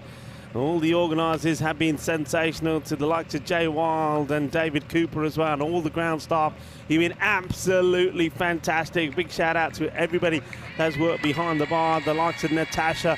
A big shout out to Purple Pepper, the catering partner, of course, to a beer partner as well, Victoria Silvestre. I'm pretty sure that, well, they've been doing a thriving trade here today. And of course, you can hear them in the background, the kids as well, from all the schools that took part in the Cricket Cool program, and all the teachers involved in that, and of course all our very own coaches. You've been absolutely superb. We've had a fantastic time here, and can't wait to do it all over again. Of course, don't forget, we will be here for the Women's Championship that will be happening in December, starting on the 17th of December. We'll do it all again there. Well, these are the 2 sides that are going to go head to head here with England taking on the Netherlands. Dan Lincoln will be hoping that he can get his hands on that magnificent trophy for the second time, but so will the captain, Sebastian Brandt of the Netherlands. 58% to 42 in favour, only just to England. That's what a win predictor says, but it's only a prediction. It can go either way, and I get the feeling this is going to be a fantastic contest happening under the lights here in the night skies of Andalusia. And a guy who was sensational early on is going to be Rich Edwards to bowl. And he took 3 for 22. Remember, these two teams did meet in qualifier 1. England 158 for 6. Netherlands fell short only just by 15 runs. And 158 to 143 in favour of England. Here's the start, and a bit of a miscue, but they'll get some runs. Direct hit, good throw. So we're up and running, and they stick with Kloppenberg at the top of the order. Sensational young player, only 16 years old. He's out there with Verhagen. Verhagen, he was sort of played the anchor role, didn't he? He just kept things going for the Netherlands in that incredible chase, the record chase against Spain. He made a fine 43 of 23 in the left-hander. Just pushes his way outside the off there. Well, Fielder does lose his footing there. That's Sturgis. I think he'll play a big part in this contest as well. Kloppenberg back on strike. Now this young man, I know there must be a lot of people that are watching him and quite amazed by him, just 16 years old. Looking for a sponsor at the moment, by the way. So, you know, if you want to assist a budding young star, he's a man you can certainly do no wrong with as he hits his first boundary right on cue. And Tjorn Kloppenberg gets his first boundary, gets the first boundary also for the Netherlands. Yeah, what a fine young prospect he is. Cracking shot. 4 runs, 4 carreras. ¿Cómo estás todos? Bienvenido. Eso es de final de Euros de Cricket. Inglaterra contra Holanda. Oh, this is high, hard. That is going a long way.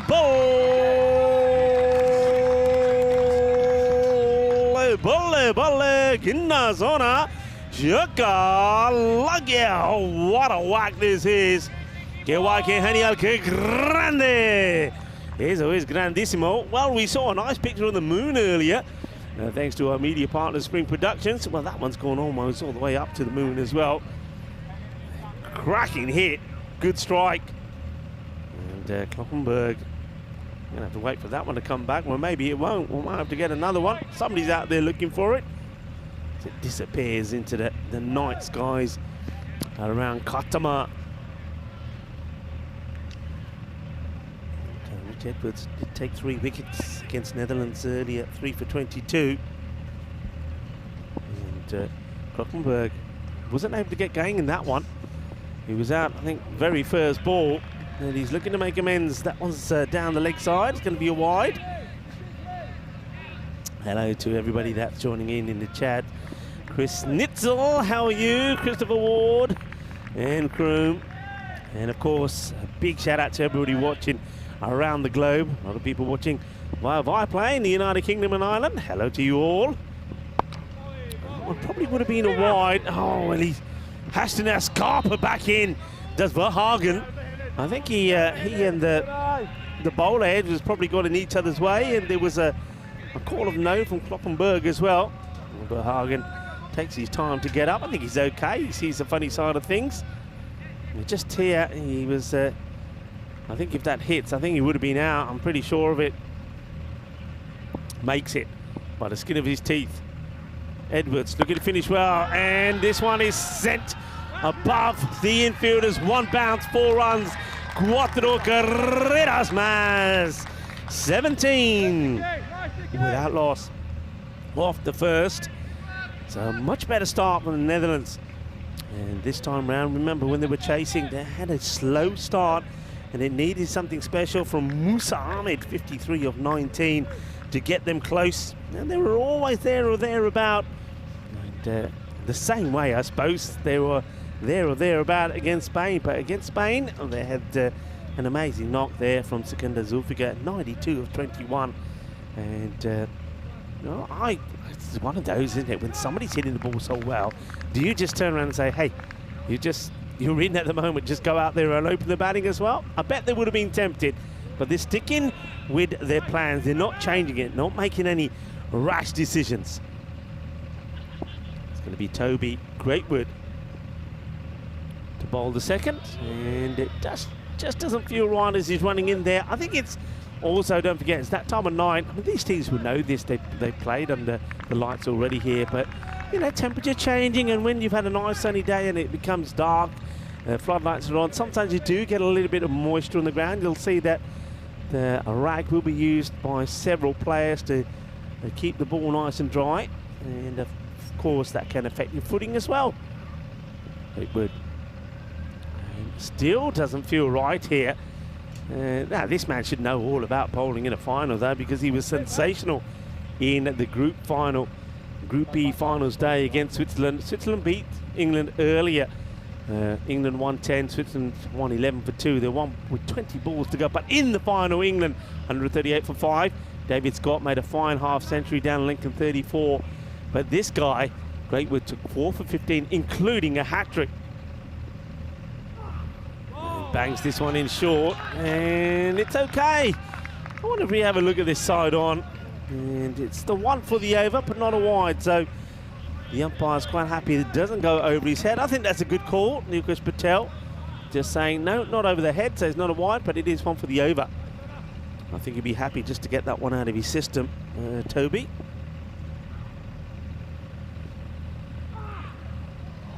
Goes for the big shot, misses out on it. Verhagen.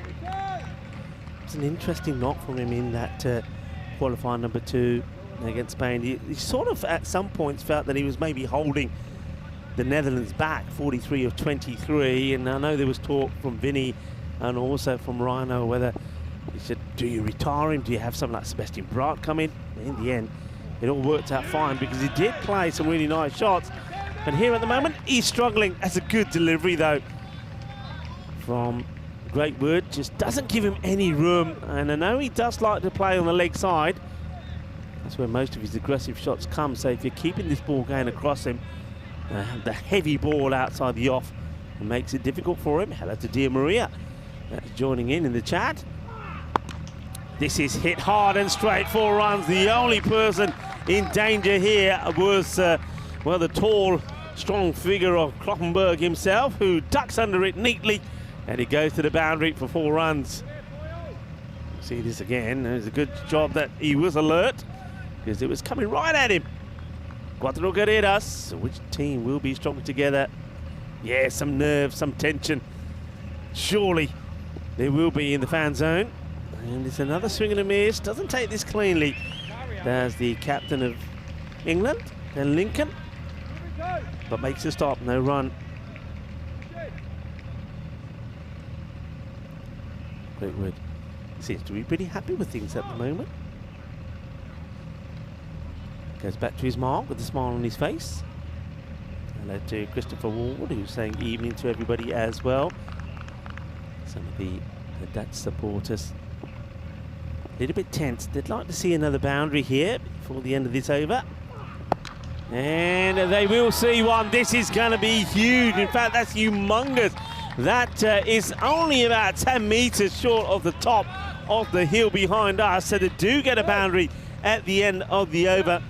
And Toby Greatwood's over finishes with a 6. So 10 off the over. Not a bad one, really. But at the end of 2, Netherlands 27 without loss.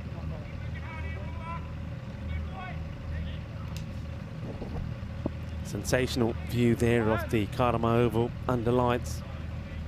And gonna miss that for a while, I have to admit. It's always incredible to believe that we are here in Spain, and in just a short period of time, not only has the national team improved immensely, well done to Spain. I mean, they'll be feeling hurt at the moment, they'll be feeling sore, they'll be feeling a little bit sad, but yeah, number 3, número 3 in Europa, number 3 in Europe. That is something to be seriously proud of. And the way that they're played and the way that they represented their country was fantastic.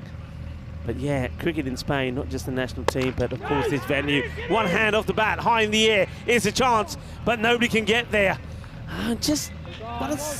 Looking at this again, I get the feeling that maybe Tom Hinley was in the better position to take this.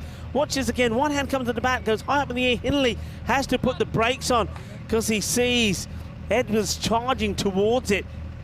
And in the end, nobody gets to it, so Kloppenberg gets a little lucky there, the bowling of Sturgis.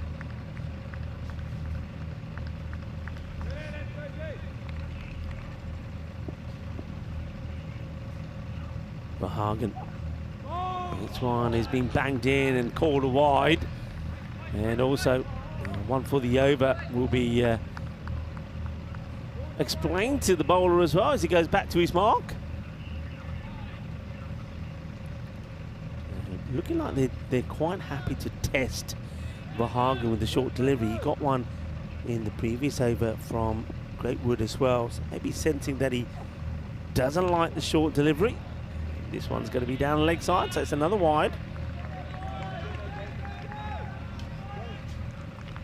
It's incredible what we've seen in this championship, some of the scores that we've seen. And we just have a look at the day that we had to hear today. This is just finals day itself. The first match, the first eliminator with Spain won. They chased 140 to beat Ireland. It's a lovely looking shot. He rocks back and cuts this magnificently. It goes all the way for 6. That's a cracking shot from Verhagen. And this is what he does. I mean, he may be somebody who's not consistently blasting the ball to the boundary. There'll be a dot, there'll be some singles, but there's also shots like that. That was just top draw quality. In match number 2, we saw England put 158 on the board and Netherlands just fall 15 short. Slow delivery, goes for it, and he gets it big. Balle, ginna zona, shaka lagia manos. Arriba from the arbitro, as that is 6 more. What a hit, what a blast. Disappearing into the night sky here in Cardamom. Dan Lincoln comes over and had a chat with Sturgis. And of course the last match, talking about the amount of runs that we've seen scored, 182 to 185. It's just been incredible. And that just makes you think, how many's enough? How many's enough here from the Netherlands? What are they looking to try to get to?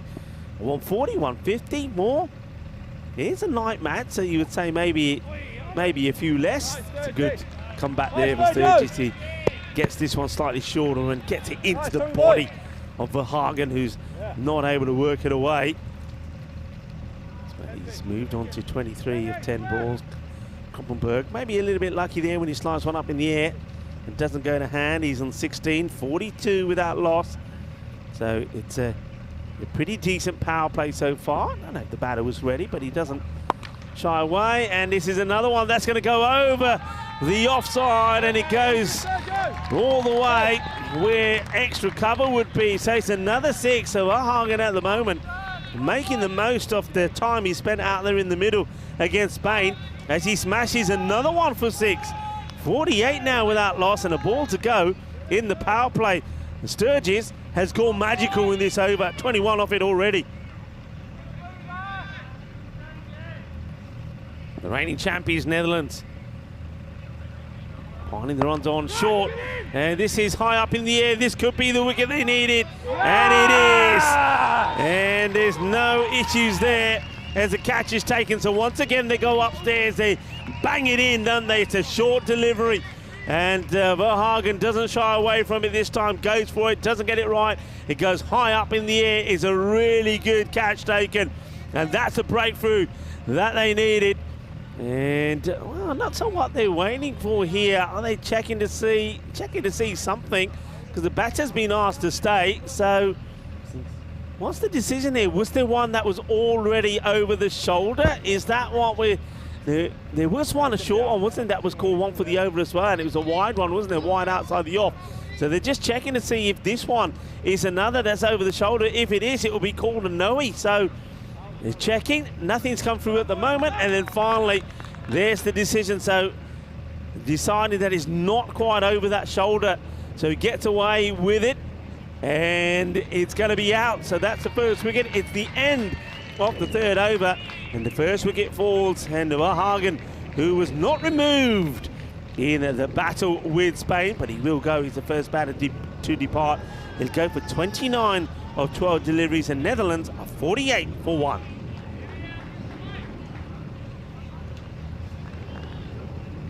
So end of the power play, and I suppose you could say here the Verhagen, I mean, is that not 29 of 12 more valuable than 43 of 23? Well, you can make your own mind up about that, but they were two very different types of innings, weren't they? But still, he gets the Netherlands off to a good start. But England, they get a wicket, and they'll believe that that means that they've got an opportunity to get a few more. And Rich Edwards, they're not going to hold back, bringing him back on, so he will bowl over number 4. Starts with a slower delivery, and it gets put down. It's an opportunity. So Sam Young this time not able to hold on to it. And this time, well, Kloppenberg, he did sky one earlier, but it didn't go to hand. This does go to hand, and Young doesn't hold on to it. That's a big let-off, so Kloppenberg giving chances, but surviving. Edwards fires the slow ball in. He'd be disappointed that the catch is not being taken there. Young is normally so good, but catching and fielding in this night fixture so very important.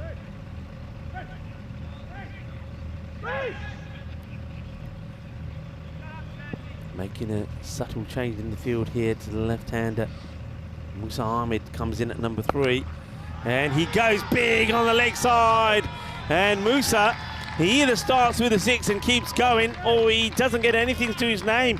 He went first ball in the battle, the historic battle against Spain, but he clobbers his first one here for a big 6 into the fan zone.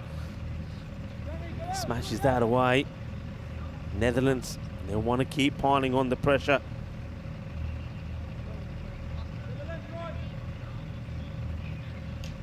Edwards back to the drawing board for him.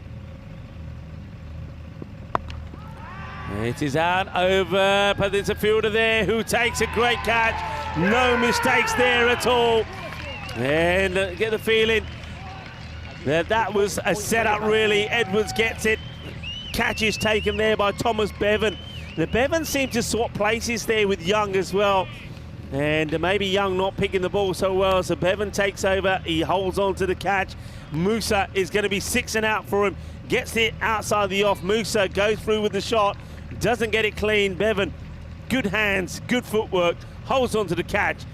And that is the end. Yeah, nicely done. In fact, that's not Bevan. It is actually Sam Young that takes the catch. Bevan is there congratulating him. So Young holds on to one. And Musa makes his way back. 6 of his first, very much 6 and out. As Rasul now comes in. Rasul has been holding on to number 3 spot, so I think they're just going with Musa, thinking that he may work better against this English attack. Not to be. They're 2 wickets down, and after a pretty good start from the Netherlands, but lost on quick wickets. But Kloppenberg, who's had a bit of luck, is still there, the hard hitter. And now Rasul, classy stroke player, comes out. He's quite happy just to drop the bat on this and they'll take a sharp single. Kloppenberg does get there, though he's probably not the quickest here now. They think about taking an overthrow. As Young fires this one back in towards Dan Lincoln, who's not able to take it cleanly.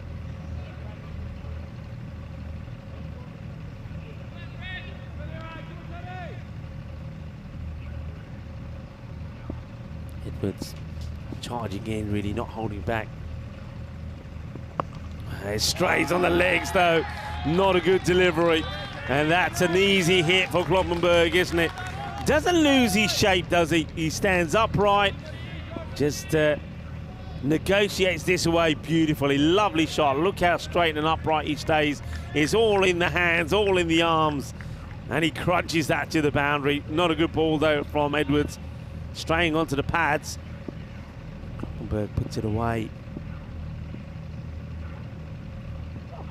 Short, and how high? Too high. It's going to be called a wide. Now, again, they try this short delivery because we've seen Kloppenberg get out to this. You see, he doesn't shy away from it. If he gets a bit of bat on that, it could have gone anywhere. We go full here. You're watching the Dream 11 European Cricket Championship. It is the final. And joining me for the first time in the final, Billy Sandu. Well, it's great to be here, and we get greeted with a Maximo, Rico, because that one's launched leg side. Kloppenberg on, end of 4, Netherlands 11. What a start. And 170's pace, picking up where they left off, really, Rico. 69 for 2 after 4. Yeah, well, Maximo in the house, and Maximo out there as well. In the middle, it is the end of the over. And Netherlands going well at the moment, despite losing those quick wickets after making a good start. They're back on again here. And the score moves to 69 for 2 at the end of 4. Oh, it's been a crazy day for so many reasons. I mean, Ireland, of course, 4th place, going out the eliminator, outplayed by Spain, and Spain looked to be in this final, didn't they? What a qualifier too it was. We saw the highest ever run chase achieved. Yeah, hello to everyone watching around the world. Great to have you with us, as always. Here's Rishton in over number 5. And the first ball hit leg side into the gap, though, and it's going to be 6. Maximo! That was a great effort down there. Yes, Bevan diving away to his right, but he couldn't make the stop. Oh, yeah, this is a cracking effort from Thomas Bevan. I mean, it's a good-looking shot from Rasul as well, but look, he's trying to get something on that before he leaves the field of play. Diving, just hoping he can get a right hand to it and try and flick it back into the field of play. Not able to do so. Rishton goes for 6 of his first. This one could be 6 more than it is. Well, that one's going to head into the 10th. Wow, we know that Dave, he's been given the big responsibility of guarding the VIPs. Well, I think he does just enough there, but it's another 6 runs to the Dutch. Oh, this is a laser beam, isn't it? Look how quickly he just bounces back into his crease and smashes it. And I think Dave does sensationally well. Well done, Dave. And protecting the VIPs and their drinks there. Cracking shot, yeah. Keep your eye on the ball, everybody, because there's a lot of grisly action coming your way. And just like that, Dan Lincoln decides he wants to stand up so he can keep Rasul in his crease. 2 balls, 2 sixes. Netherlands, 81 for 2. Approaching the halfway point, 4 balls to go. Rishton, not often you see the keeper up to him. Oh, full toss, and this is going to be edged. This was high-ish. They might want to have a look at this. Was it waist high or above? That's the question, but everyone seems fine with it. Let's have a look. Oh! Well, let's have a look at that. Yeah, I mean, it's borderline, isn't it? I mean, slightly bent leg, maybe. Yeah. Probably just okay, but I mean just. Yeah, only just. Now, low full toss clipped away, but it'll just be a single. Remember, both these two teams have played a lot of the lights, haven't they? Had a really good game the other night under lights, toed and froed. I love the tactical battles between them, of course, earlier in the day.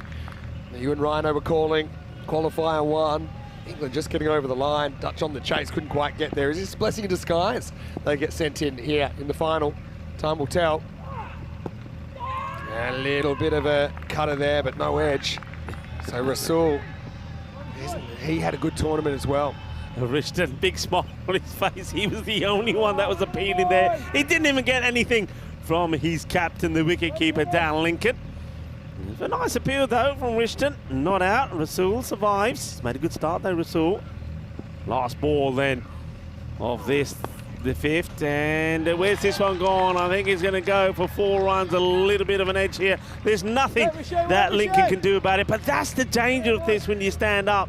If you get anything on it, you're taking a little bit of a lottery, really. And not that I'm saying you would have got there if you were standing back anyway, but a cracking start this from the Netherlands. Well, I mean, just when you think you can't see something different, where we saw a 180s chase in a crunch match, didn't we, earlier on today?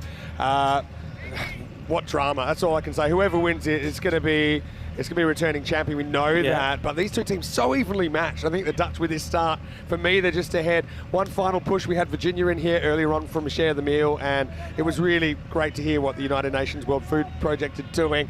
I have to eat 10 empanadas after I've donated 10 on air. No, we're going to have a special guest commentator, a bit more than a guest in a moment. But I mean, right now, Rico, 5 overs, never judge a game after 5 overs, but slightly to the Dutch for me. Yeah, but you're absolutely right. How many times have we seen this in this championship? Teams make a good start, and also how many times have we seen straight after that interval, that break, the 5 overs, the drinks break, a wicket falls straight away. So this could be a big moment. And Hindley, this guy bowled amazingly well earlier. It was quite surprising that he never actually came back to bowl a second over. But how about that? Well, it may not be sunny, but there's always time for some sexy cricket. Sun, sea, sand and sexy cricket here in the Costa del Sol. And that is a cracking shot.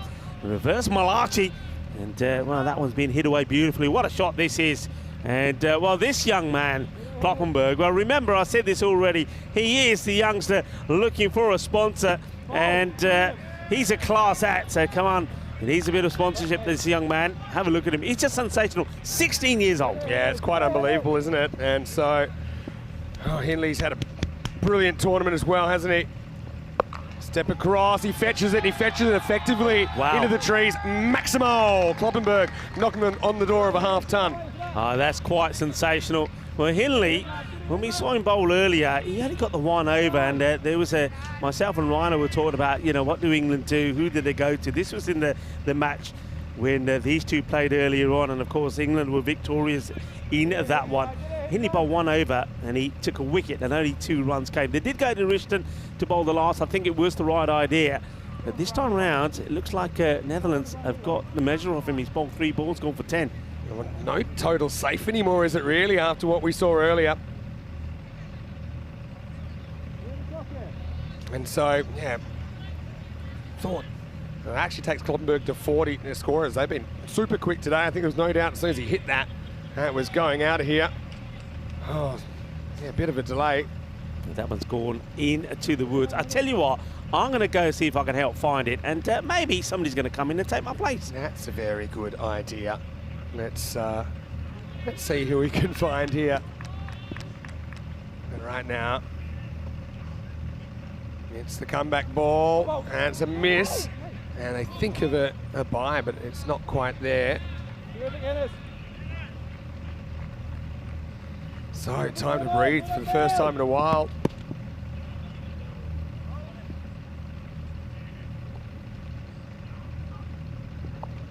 Now he goes to reverse. He's so comfortable playing that, and he's going to get another boundary.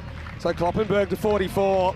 Hindley gone for 14 so far. What is really sounding here, Mr. Maximo, in the box for the ECC 23 final. And joining me, here's a man who must be so disappointed, but he's a part of our family, and welcoming back Corey Ruckers. And, well, Corey, firstly, bad luck, but congratulations on a great tournament with your Spanish guys. Thanks, Vinny. Yeah, much appreciated. Happy to jump in just for a couple of overs. Always good to speak to the viewers and watch some good cricket, but yeah, thank you very much. Of course, must have mixed relationship with this Dutch side. A little delay there from Hindley, but fair bit of bat on this, and that's running away for another boundary. So Kloppenberg to 48 now. Yeah, so I mean, obviously you've been a Dutch resident for a while. What was it like to kind of, obviously such an emotional game, but also against the Netherlands guys you know so well? Yeah, it's a pretty bitter pill to swallow, to be honest, but credit to them. Sikander Zulfikar probably played the best T10 innings on the network's history. Yeah, I mean, had to, didn't it? Super proud. We've come third again, the best of maybe the rest, you could say. I mean, Netherlands, England are massive, but yeah, the boys are pretty gutted, but that's sport. I can understand it's probably still sinking in. It's great to have you up here, though, and it's been a great 4 weeks. I'm doing 2 overs and I'm out. 2 overs and I'm out. Well, you did have a strategy to deal with the pain, and involved a fair bit of Victoria Cerveza, I think, but I appreciate you not indulging just yet. End of 6, 105 for 2. Greatwood's going to come back. Good to see him up and running. Remember, he took a hat-trick in the Group E final. Short and missed by Rasul. How impressive is young Kloppenberg? 16. Yeah, he's the next big thing coming up in European cricket as a junior. And Well, I think England still, I know it says 17, no, around this 160, 170, it can be chased. We just saw 180 chased. Yeah, well, I might actually get you to look away from the screen in a moment. Please Corey, don't do it to me. Yeah, Kloppenberg and Rasul trucking for the Netherlands here. Step across, and he misses again. And I think this is pretty much straight over the stump, so it won't be wide. Good bounce by Greatwood. Yeah, this is when the lights are on. If you dig it in and get it to zip through, you can get a couple of dot balls. Greatwood's been a very effective bowler this week. Can they try and keep them down to, let's say, 150? Look away, Corey. That is the new world we're living in. 183, Netherlands 11 chasing it with a ball to spare. Yeah. Oh, it's good over by Greatwood. He seems to spring to life under lights as well, doesn't he? Yeah, he does. He bangs it in and he gets it to zip through, and these are very valuable dot balls right now for England. But yeah, credit to the Dutch. I don't know. What do you You've been at your last couple of days. I mean, a lot of people saying the two best games of the tournament were Spain-Germany last night, and then Spain. We had a lot. Even here. Spain-Jersey game 1 of championship. Oh, we've had an emotional week. That was also a banger. Hundreds up for the Netherlands here. I think this is going to be a wide though down the leg side, and feigning to appeal, but I think it's a good call. Well done to our officials on field, Suleiman Saeed, and that's Nilkesh Patel you're seeing right there, but also to Ian Ramage, to Tyrone Peters. Obviously Sir Rob Kemming, his last day with us at ECN, and all the other umpires and officials that helped us throughout the tournament. Not an easy job, but we appreciate their service. Yeah, well, one last game to go here. Who's going to win it? Big game, isn't it? Huge. Well bowled. It's kind of 1-1 as far as matches in this tournament between these two, but it's also 1-1 as far as ECC trophies won. Well, on paper, these two are definitely the two teams that come probably the most stacked. Some really good cricketers. And obviously, you want to get 2-1 up in the championships. And this has been an amazing go. Greatwood's gone for 11 off 10 balls, Vinny. He's great in finals, isn't he? So I'm glad they've nursed him back to health. Couple to come in his spell. This is a blast, isn't it? From Rasul. That one's still motoring. Maximo. And so Rasul, he's also had a good week. No Gawley, just kind of twinged his shoulder, I think, in his half century the other night against English. But Rasul's gotten his opportunity and taken it with both hands. Yeah, both these players are very young and both have power. He's missed a couple this over, but gets that one out of the middle of that blade. And he won't do it again tonight, but last year he hit the winning runs for the Netherlands. Yeah. First ball of the last. The game's changed a lot. The target was 100 back then. I mean, how is this year different to last? You've coached both. I think there's a lot of things. I think batters are more brave. The ball flies further. The bowling level, I don't think, has caught up to the batting level. The batting level has advanced. Batters don't care if they get out first. How many ducks have we seen? Yeah. Batters go out there and try hit first ball for 6 now. Well, there was a hat-trick in that game How good was Hamza's tournament? Yeah, unbelievable. He's got to be in the frame. Step across there. That's why I don't think that's a wide. That will be the end of the over. So Greatwood can certainly hold his head high in the final. See the early step, even though that's over the tram line. I think that one is going to be a dot. And at the end of 7 overs, the score 112 for 2. Well, guess what, Corey? Won't be too long before will be Monday morning. And I know you're looking forward to the Zagreb Assassins. I needed a good laugh, Vinny. Thank you very much. Versus Sir Oliver's split. And Sokol versus the Warriors. And a debut for the Warriors, so I'm sure we'll be looking out, scouting for a bit of talent there. And then Zagreb Sokol Sir Oliver's split. Join us, YouTube channel, ECN European Cricket Network. Join us and be part of the family here in the European Cricket Network starting Monday morning after the weekend off. Right, here's Sturgis. He starts with a bumper. Well, isn't it interesting? Just of late, they're starting to bang it into this pitch. The lights are on, and well, they've won probably the last 7 or 8 balls, England. They've pegged it back just a little bit. We're looking at 170, 180, but maybe they can keep it to 150.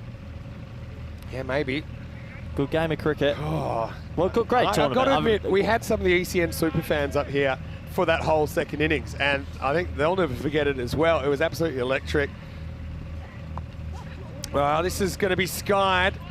And it's a bit of a leading edge, but it will just be a single. This is good. England just pegging it back a little bit. Netherlands got a lot of wickets in hand. I mean, Sikander Zulfikar hasn't batted yet, but my word, you might as well open with the man. That was the greatest innings I've ever seen. That's a few comments about that at the moment. Why wouldn't you just go with Zulfikar? Because he might not even get a hit in this final, the way things are going. I think you've got to send him in next, surely. Yeah.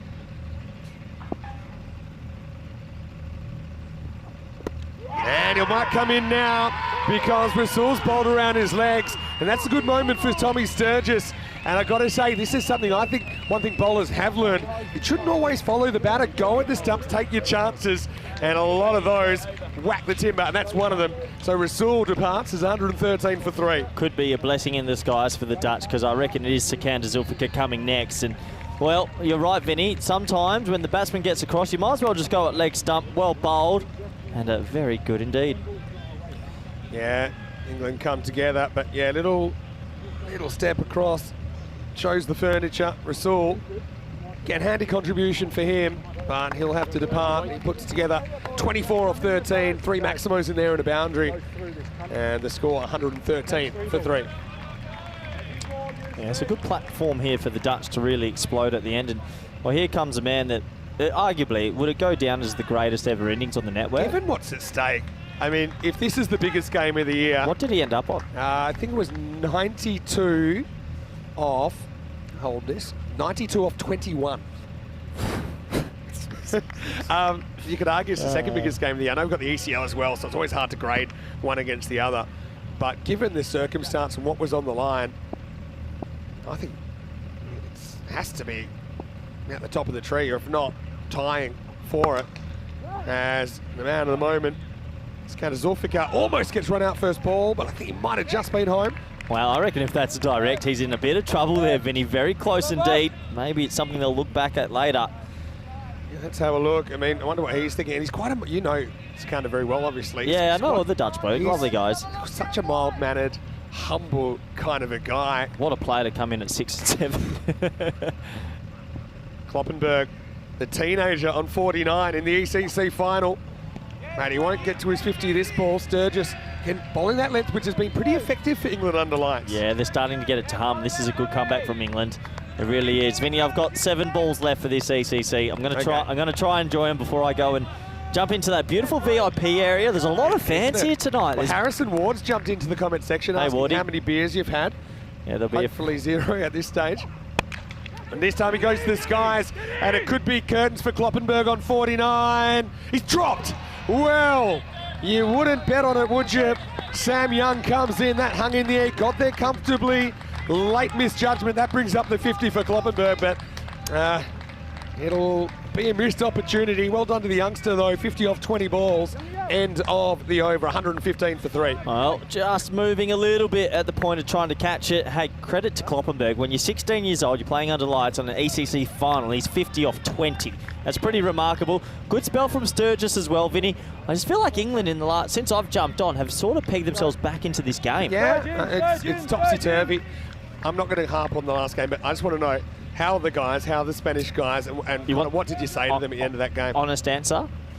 Well, Awais, Isan, most of them are crying. A lot of them are in tears still. So we haven't had many words because it's an extremely hard pill to swallow, and we'll come back stronger. But right now, it's very raw. Character building, isn't it? But I mean, I don't want to build character. Yeah, look, I hope when the dust settles, they'll look back on this tournament with fondness and be really proud of what they've achieved. I'm proud of what you've achieved as well with that bunch of men. Anyway, right now, Riston comes in. Kloppenberg's just gone off the boy a little bit here. Well, there's Tony. This is the last 2.1 overs has been all England. Yeah, so it kind of has been, hasn't it? Oh. Riston, stick to that Yorker. There goes the rolling cutter, and this one ties up Kloppenberg. So when he was dropped on 49, and look, it's not often this happens, but we might as well just say a quick hello from all 4 of us here in the commentary box. We've got Vinny here, we got Corey, we got Rico, we got Rhino. Not often we're all here together, but we want to say thank you to you guys out there for being part of this adventure. We never thought ECM would get this big. I think when we started from humble beginnings, as this is lifted up, and this could be gone. Oh, he's thrown it away. He just leaned backwards when not sure he had to there, Hemp. But that'll be a long single. Yeah, but thank you so much to everyone for your support and your kind comments. And I know we do cricket a bit differently, but what's for sure is that we're really passionate about the game, just like all the players and everyone you see involved here at the Carnsmore Oval and part of the Blue Crew and even our TV crew now, part of the family, Spring Productions. What do you think of that one? Yeah, maybe could have caught that. Just lost his balance, Vinny. Oh, Full toss. that's close. Line. That's going to be close. They'll have to check that. Yeah. Oh. Missed him with a little apology, but let's have a look if this is too high or not. What are there or thereabouts? Close, definitely close. These are the You see these get called, you know. Yeah, that's a great replay of it. Oh. They're going to say it's just below. It was pretty consistent with what we've seen today. Yeah, today's been a bit funny, I'll have to admit that. All right, 2 balls left, Vin. Well bowled. Oh, yeah. They've come back amazingly here, England. They were looking at 170 about 10 minutes ago. Yeah, you're not wrong there. It's been, what was it, at halfway? Certainly a good comeback. Yeah, it was 87 after 5. It was 105 after 6. So the last 3 overs gone for 7, 3 and 3. Well, look, and I think I'm going to jump off the air, Vinny, because I want to see some more runs and make some fun. Last ball for me at this ECC. It's been a pleasure. Here comes Rishton. Full. Hit hard. Zulfikar doesn't get a boundary because he's not playing Spain. Well done. Good luck to these teams. Thank you, Vinny. Thank you, Rico. Thank you, supporters and everyone that loves the ECN. I'll see you soon on the ECS. Thanks, Corey. And I know you'll be back for Malta, so I know you've got a couple of weeks off. And we'll see you in Malta. Look forward to it. And, of course, also in Barcelona before the end of the year in the ECCW. Corey will be with me for that. So, yeah, tonight's the night that we're going to add another name to that list. 2021, it was the England 11. Last year, the Netherlands 11, and now we're waiting to see which one of those two will be the champion in 2023. England must have a bit of time on the clock. Well, in fact, that's 9 overs, so they don't have to worry about it now. So they're getting together, having a chat, working out who they want to bowl in the last over.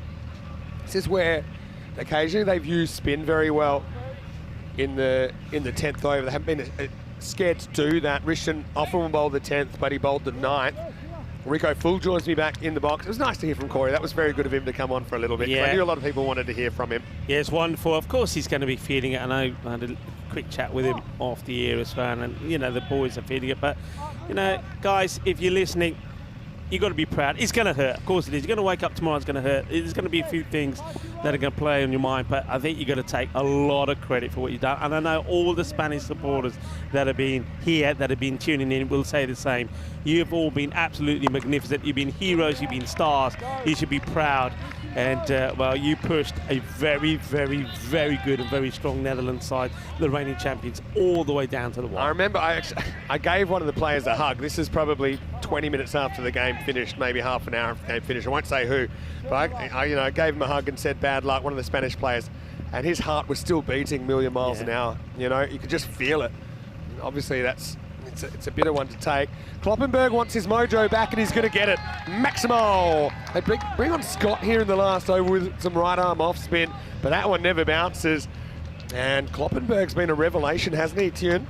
And when you consider they've still got someone like Levitt to come in, and Brandt, haven't even seen him. What happened there? I went away when they were scoring. I think they're at 5 over point where they're about 105, weren't they? Since then, apart from that hit, they scored about 15 runs since I've been away. What's happened? They're 105 off 6. 105 off 6. And so they're all first 6 overs were double digits, and the next 3 went for 7, 3 and 4. So they've really shut the gate. Is that a kind of match-winning phase? Who knows anymore? And, well, Kloppenberg, I think that's cracked his bat there. Might have to go to the piggy bank maybe to get another one, but probably not for much longer the way this guy hits the ball. I think he's going to be snapped up pretty quickly.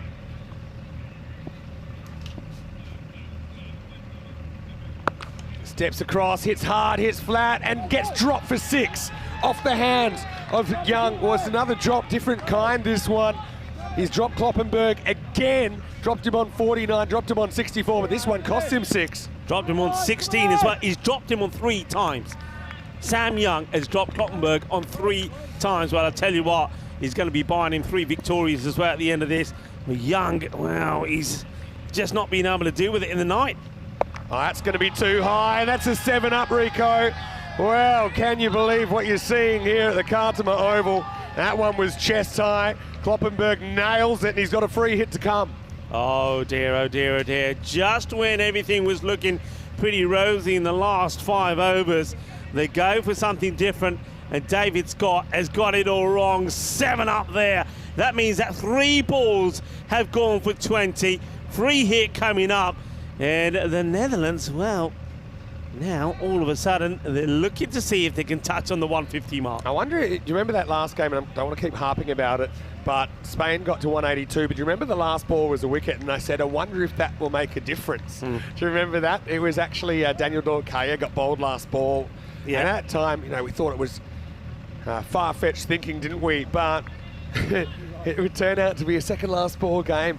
And so that was just made me think of that because of last overs here. Scott's gone magical in only halfer. And this is a freebie. Kloppenberg misses and he won't get the call. Well, this is... that's a big moment. He's not going to get the wide here. Does he go across? Yeah, he does. There's that initial movement across. And as a result of that, the line moves a little. Doesn't get the wide. Fair enough. 2 to come.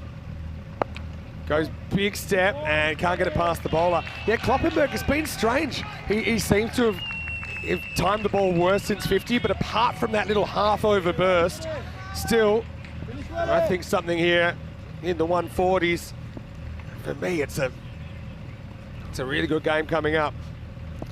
It's been a funny little innings now, a little bit of cat and mouse there because Scott just seeing what Kloppenberg's trying to do. I have to say that Kloppenberg, by doing that on the last 2 occasions, actually hasn't helped his cause. He's going to finish with a 6, and that might be one of the biggest of the day. Maximo! Well, a little bit of Philadelphia for Kloppenberg, who finishes as a 76er here, and he finishes with the Maximo. 30 balls, so he faces exactly half of the innings. And he hits 8 big 6s, 5 4s in there. Only 16 years of age, and we can see why they think so much of Tune Kloppenberg. He's really come of age for the Netherlands 11 during this week. And in the end, 1-4-5. We've got a horse race on our hand here, I think. 146 for England to lift the trophy. Otherwise, the Dutch go back-to-back. Oh, well, that is a huge hit, and that's an important one as well because it gets them past the 141. 45 they will finish on. Well, there he is, a teenage sensation. He really is. He's sensational. I'm so excited about this guy. And I tell you what, I think we're going to see a lot of him. Now, there's the trophies there, the main trophy, the MVP. We got the watch.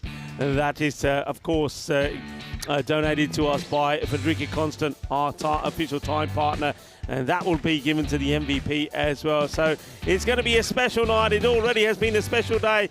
Well, there's some singing and dancing already there from the English and from the Dutch. But who will be doing the singing and dancing later? That's what we're looking to find out. The Netherlands, though, they put themselves in a good position. 145 on the board, 146 needed from England. Yeah, it's interesting, isn't it? I mean, we seem to think that the scores go down about 10% under lights. That's just our feeling, isn't it? And so for me, it's around about par, maybe even a few over. But the thing is, England 11, they have an over par batting lineup, don't they? They've got plenty of hitters. They've got guys that have played professional cricket. There's the medals in the foreground there from Local Lifestyle. So really, I don't want to go too early, but I will say this is 109, or match number 109 of the series. We haven't had a golden ball yet. This is the kind of total that might bring one, Rico. Imagine that in an ECC final. But I mean, England, they'll be feeling they did well in patches, but also a few uncharacteristic missed opportunities, particularly from Young, who dropped Kloppenberg 3 times. Yeah, I mean, the thing is about that one, let's just have I want to just mention it. 58 came off the last 5 overs, which is a great comeback from England. But then having said that, the last over, 26 came off. Yeah. And so they were kind of scratching their head who to bowl. In the end, they went for Scott, he's an off spinner to right-handers. Well, Dave doing his best to protect the VIPs. Rasul, I think he made a decent contribution as well. I mean, you never know what other players might have done, but still, for me, someone like Sebastian Rutt, he's just a 6-hitting machine, never gets a hit in the last game or this game.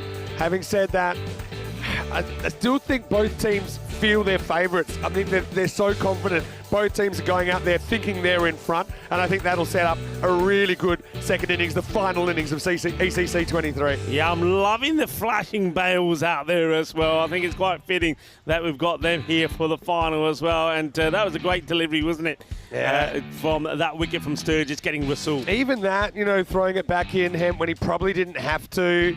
And Kloppenberg, A change of luck for him late in the piece when he started singing a couple of Maximos. But, I mean, that's another one that gets dropped over.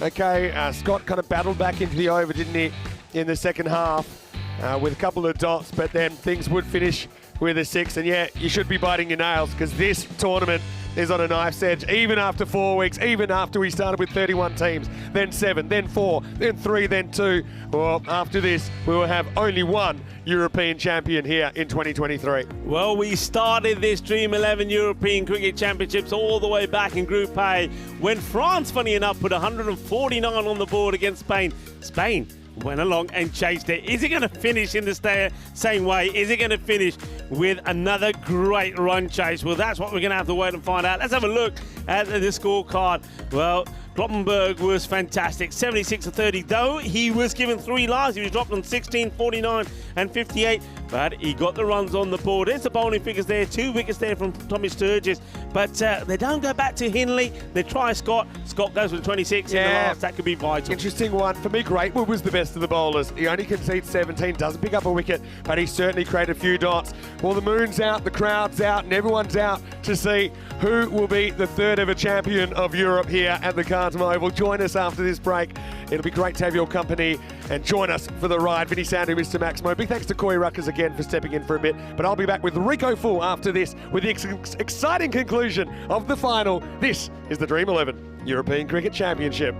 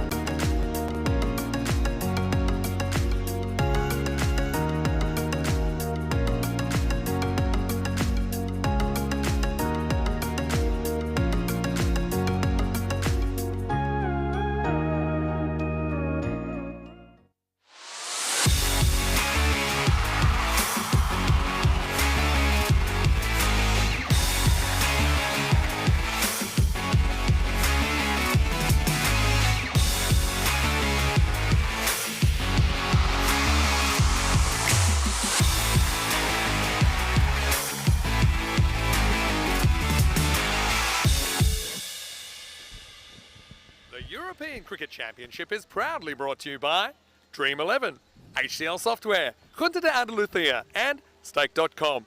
And the official charity partner, Share the Meal by the United Nations World Food Programme. Hello and welcome back. And how about that from our media partner, Spring Productions? Looks absolutely stunning. And yep, quite fittingly, we are under lights here. It is the final of the Dream 11 European Cricket Championships. Netherlands are taking on England. Netherlands have got the runs on the board.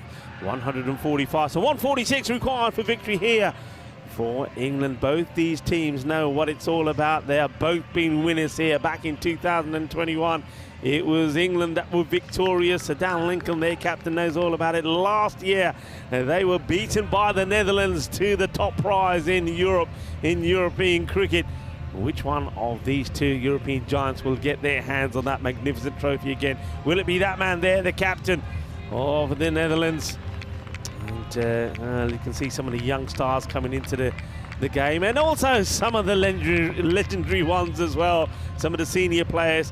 And Vivian Kingma is looking to see if he can get early breakthrough here for the Netherlands. Sam Young, who had a bit of a mare in the field, it has to be said, when he put Kloppenberg down on 3 occasions, looking to give England a good start. Here's the first ball of the reply. And no, it's not, because Kingma, the same way I think that Toby Greatwood did, doesn't feel comfortable, doesn't feel right, and we'll go back to his mark. And come on, don't leave me hanging. Oh, Levitt says, don't leave me hanging, Viv. But King Viv wasn't happy giving the high fives, did eventually. Okay, will he get going this time? It's high up in the air, it's a little teaser. Well, I get the feeling it's going to go to the fence. It does. Well, enough. Jane was chasing theirs, but he was never going to get there. One bounce for cracking start from Young. And England, they're off and running. Cuatro carreras. Rico Full here. And joining me back for the final, Vinny Sandhu. Yeah, thanks, Rico. Great to be back. And yeah, I think if he'd let that bounce before he jumped, he may have been able to kind of basketball back in. But Viv Kingma, he's a class act. He comes back well. I mean, Viv, he's played 18 ODIs and T20 internationals for the Netherlands, 9 of those. This guy is also played first-class cricket. He's played 6 matches. He's a high-level cricketer. And we got some of them out there for both sides. England pretty much 2-1 favourite at the moment, but that could all change very quickly. Short and hit around the fielder. He's trying and chase it. And it's a really good stop. I mean, these are the little things, you know, in a game that could be very, very close that you're looking for, and it's the captain, Brat, with a good stop. Oh, sensational stop. A lot of players would have given this up. Look, gets the slide in and makes contact, and then I think at this point he's not in contact with the ball. Brilliant save. Yeah, superb. Excellent work. Knew exactly where his teammate was. Just now wide for Kingma. Just maybe a bit unsure of his front foot landing there. So, look, England 11, I remember back when it was a daytime final in 2021, it was Belgium that they beat. 149 they chased. And back then, that was considered quite remarkable. And it was, let's be honest. Today, we've seen a 183 chase executed by the Netherlands. Now, the Netherlands need to defend for their tournament lives. Upish in the air, and Levitt can't get there. Again, a good pullback. They're going to go for 2, and it's fumbled by Anup Jain. But I mean, again, it's good hustle from both sides. 2 runs. Yeah, well chased. It's a little bit unfortunate here that Levitt, when he flicks his back, that Jain not able to pick it up straight away. That allows the batters to take a comfortable 2. Make opportunities and take opportunities. That's what Netherlands will be trying to do. England need boundaries, and they're not going to get one here. Brutt comes around though. Cuts off the angle. So yeah, the other thing is, I'm thinking of a guy like Clayton Floyd. Let's be honest, he's been taken down time and time again in the last couple of days. Do they bowl him? How will he bowl? What kind of tactics will we have? We've seen, you know, in the night game the other day between these teams how there was kind of a tactical battle. You know, not just a skill battle, but a tactical battle between these two teams. His last ball, the first. And it won't be, because that's going to be a big wide. Yeah, you're right. I mean, you're talking about the match when England made 121. Dan Lincoln scored 57 and 29. Bevan was instrumental with 31, not out of 19. But Netherlands, they got there with 7 balls to go.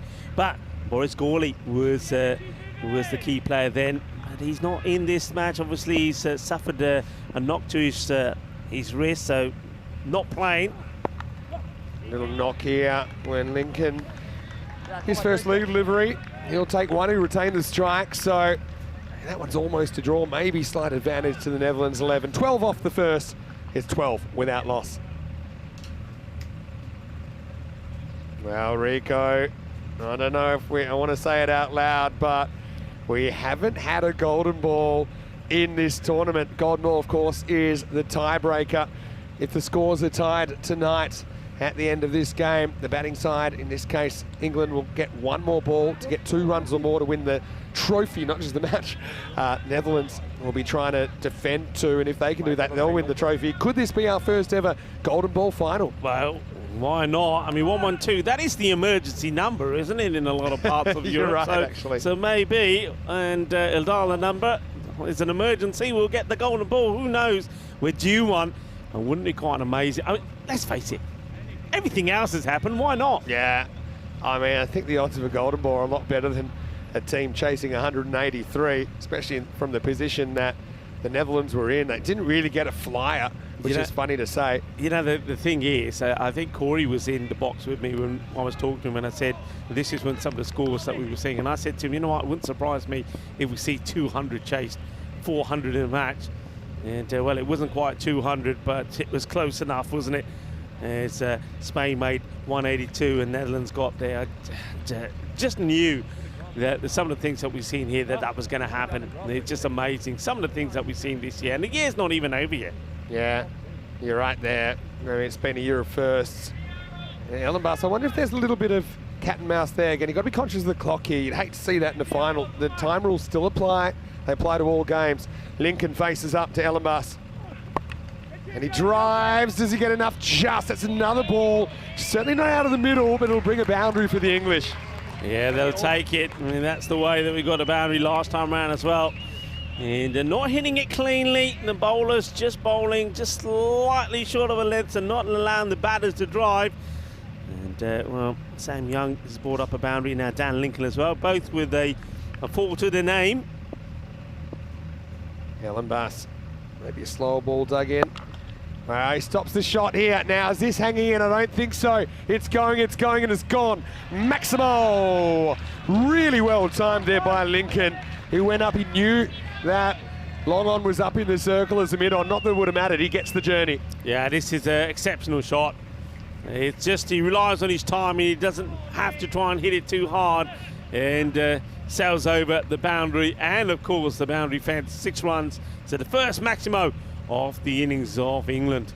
I think this will be a slower ball. He's bowled it really well, and I think it's just a little bit more difficult to pick up those subtle variations under lights. Lincoln has gone 1, 4, 6. Wow. Bouncer, but I think this is too short. Yeah, it's, we've seen a number of bowlers use this, but it's never going to give you any sort of reward or benefit. And I don't think someone like Lincoln is going to be put off by it. So it's just another run on the board and another ball to be bowled. Got to say well done to all the officials. I think they've been outstanding when you consider the ones we're debating. They're marginal at best. Oh, this was a weird one. Yeah, what's happened here? Because I saw what was the non-striker? The non-striker was signaling something here. I mean, I wonder if that's are they calling this a dead ball? Yeah, I wonder what they'll call this. I think too many, there must be. It's a bouncer, but I wonder if he was put off by Young. Look at Young here. Yeah, what's Young doing there? Does that mean it's going to be a second bouncer? I mean, I don't know if in your bowling stride you're even looking at non-striker, but if anything, it put off Lincoln more, I would have thought. Yeah, well, it's been called a no-hit. Yeah, 2 over the shoulder, no ball now. I feel like it's a big ball early. And he hits it for 6. So Lincoln, who was a chief protagonist in that successful chase in the 2021 final, he's dealing again, this time under lights in the 2023 final. Hit it beautifully, doesn't he? This man doesn't need an excuse to smash the ball out, but when you got the license to go the full Monty. He is not going to miss out. And the other thing about it is the ones he's hit so far have been hit clean and crisply out of the middle. He's looking dangerous here, Vinny. Yeah, he sure is. And he's one guy at big games. I think you get the best of him, Dan Lincoln. He's focused at the moment on 17 and counting. Another one that's short, and that's going to be 4. And it's another one that's going to be called a no ball. So, I mean, just look at, I don't know, what do you think that is from Young? What's he doing there with his hands? Yeah, maybe that's a normal thing for him to do. I mean, he's done it more than once. Maybe it's just like a little tick. I don't know. It's very strange, but I've noticed it before. That's going to be a warning as well for 3rd bouncer in the over, not just his 2nd. So trying to dig it in, but getting more bounce than he bargains for here, Olivia. He's gone for 23 of 3 deliveries. Now straight up, but this is a free hit, so it won't matter. He's got to keep it in the field of play. It won't be attempted, and they'll get back for 2 because it went so high. At the moment, all smiles. Richton is liking it, and they're happy in their camp as well, as their captain is, well, probably you'd say putting them ahead. Well, that's what the win predictor is thinking at the moment. England 90% to Netherlands 10. Hello to Surab Zelpuri, who's tuning in from the Netherlands. Hello to everyone in the comment section. Eyes on the game at the moment, though. Too high there. I think it hits him in a delicate area that Lincoln's pretty keen to point out straight away. That's probably pretty well reinforced because it hits him pretty hard, you know where. And we hear it, but it doesn't stop him running quickly to the other end, does it? He says, no, it's not, because that's where he hits me. It's too high, he says. And then he does the running. Yeah, well, Lincoln might go up an octave after that, and certainly think this crowd is through the roof. It's a huge crowd we've got in tonight here at the Carter Oval. And I think having had such a good over, Young is pretty keen not to spoil it, so he'll take 1. Olivia just kind of loses the plot with the short stuff in that over. 26 come off it, and it's 39 without loss after 2. Rico, I know that we're super excited to go to Croatia and continue our European adventure. We've been going all the way. I think 20th of January was the first game of the year. And yeah, you and I will be going to Croatia. I know you've got Malta off. Corey will be joining me with that for that. Nish as well. You'll be back in Barcelona as well. It'd be great to be back there before we return for the ECCW, the first ever time we've had that tournament. Of course, ECL will be back as well, 2024. And starts 26th of February. So much cricket to look forward to. Kingma comes back. He was good in the first. Follows the batter here. Times it down for 1. Yeah, it's just, it never stops. And the reason it never stops is because people, they want more. And I can understand why, Rico. It's been such a great season and it's not over yet. Yeah, it's no surprise, is it? Is that this format is so entertaining and so many people are following it around the globe. And I said before we started that we were going to see the best cricket ever on the planet here at the Carter Oval, and I think we've seen that. And this one is going to be out, and well, he's being given. I'm not sure what is being signalled here by Lincoln. Lincoln doesn't like it, but I don't see how this cannot be out. I think he just puts this straight into the gloves of the keeper, doesn't he? Looked out live, didn't it? And Kingma gives him some free advice that he should walk off, and not often the bowler's right, but probably on this occasion that was fair. Let's have a look at the replay. Jumps across, and it seems to be off the bat. I mean, I don't see any way. Yeah. No, it looks obvious, and it's a weird reaction. Yeah, I think he was. What was he trying to say that it came off high up his arm? I don't. From what I'm seeing there, It didn't look like it, did it? Nah, it didn't look like it at all. So he is going to have to go. And it gives him a good start though, but that's a wicket you got to try and take pretty early. And Dan Lincoln, we know he can be really dangerous. So the Netherlands, by just taking that wicket there, they'll believe, as we've been saying all the way along, that one brings another. Let's have a look at this again.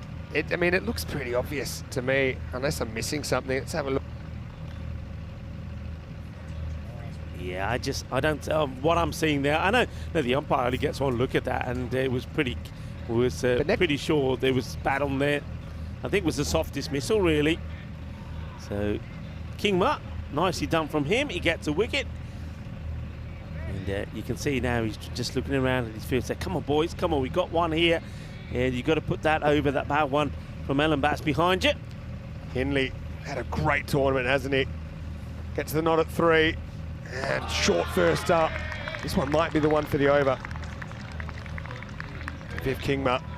I know he didn't have the greatest start to the week. He's suffering with a bit of illness. And that is the one for the over, as signalled there. So uses his bouncer. Viv probably would have liked that to have gone a little bit lower maybe, so he hasn't spent that bouncer. But this is a great over, isn't it? And Netherlands back in contention, but still plenty of batting to come for the 2021 champions. Cracking shot, this one through point, off the back foot. Hindley is away with 4. It's a big shot from Hindley. Remember in the contest earlier, he wasn't able to get off the mark against the Netherlands when Ellen Bass got him for a duck. So this is what he needed. He gets it right, he gets the runs. Nice shot, 4 runs. And really nicely played, got right on top of that as well. Beautifully timed, well executed. All right, 2 balls to go in this power play. England ahead of the rate. Oh, 4-leg buys incoming unless it pulls up, but it will not. So I think Kingma swinging that one. And, well, it's a product of his own pace, isn't it? It ends up rolling all the way to the rope. I think it's actually a slower delivery. Look at it again. I think it's his slower ball, but it just ends up hitting the best part of the middle of the pad maybe, and goes all the way to the boundary. Yeah, 4 it was. Anyway, Kingma, he's certainly put in a shift here, hasn't he? I wonder if they'll go to spin in the 4th. Imagine they would, but you got the left-hand, right-hand combination at the moment. Coming around the wicket. Okay, trying to cramp him for room. What will Hindley do? Well, he's going to get a thick edge, and that flies all the way. Maximo! So Viv, yeah, right smile from the Dutch international, but he's going to go 1 for 23. Still, pretty good effort from Kingma in the final, and at the end of the power play, England 11 have brought up the 50 with that shot. It's 54 for 1 after 3. Yep, they'll take that as Hindley, well, maybe didn't know too much about it. So Kingma coming around the wicket, does beat it, but gets the edge. It flies over for 6. That's one thing that we've seen all the way through this championship. These Grizzlies have been flying, whether it's from the middle of the bat or not. They're flying, aren't they? But look at those lost overs, 7, 8, 9 in the first innings. Could that be the difference between these two teams? Because apart from that, it's been a pretty high scoring match. You can kind of trace it back to that 7th over. Okay, Floyd is getting the 4th. Can he find form at the right time? First one's a thick edge. Bermuda Triangle forms and it falls safely. Interesting they're going for Floyd here before Arnav Jain, who's been the form spinner for the Netherlands. There's Jain there, he was part of that triangle. Yeah, they did this in the other matches as well, and I said the same thing that you did, and how come that they're not going with that man, Jain, first? It's obviously something that they believe in. It's something that tactically that's worked for them in the past.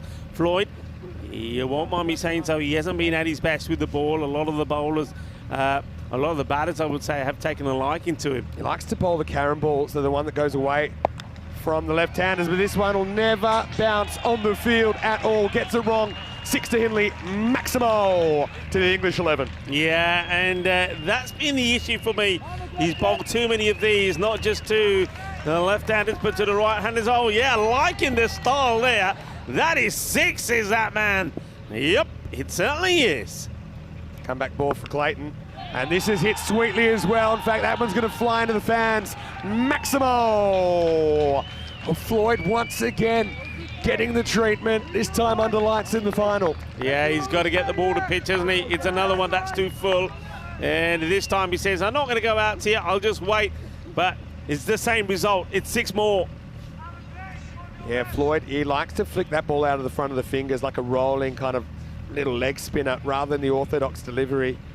Hindley playing that on length and sending that miles away. Hey, this builds character, doesn't it, Floyd? 13 off the first half of the over. Now, this would have been a wide, it's spoiled. Should just be a single, and that's a pretty good result for the Netherlands at the moment. Yeah, he had to do something different, didn't he, Clayton Floyd? So a little bit flatter, a bit quicker, and wide off the left-hander. So Hindley gets back onto it and hands the strike back to Sam Young. And you know, a lot of people commenting, and they're exactly right. It was the 3 overs Corey commentated in the first innings are the lost overs. You're right. Weird things are following around. This is what I was saying. And Well, maybe he should have jumped on here with the Netherlands were doing that run chase against Tell Spain. you what, Dutch might want him back for a couple of overs at the moment, I think. Floyd rolls the dice with a wide ball, gets called. Now he gets hit up and away. Maximo, Young on, England on. And just like that, they pass the halfway point in this chase, and we're not even at the end of the fourth over. This is a thunderous shot. Look, he waits for it, holds back, and then goes boom, shakalugya. What a hit that is. Oh, they're loving it on their feet. You can see Haddo and Fallows enjoying the hitting at the moment from the two men out there for England. Last ball of Floyd's over. Magical 21 at the moment. Tossed up, hit straight, should just be a single, it is. And so at the end of 4 overs, the English 11, 76 for 1.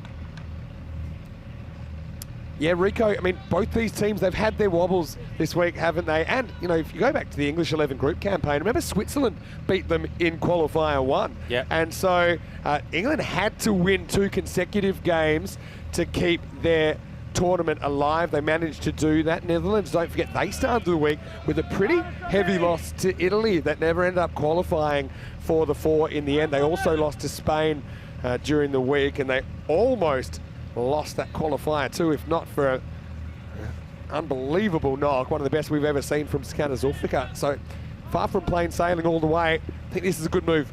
The captain, Sebastian Brandt, to come on and bowl the 5th. And he's got a variety of slower balls as well.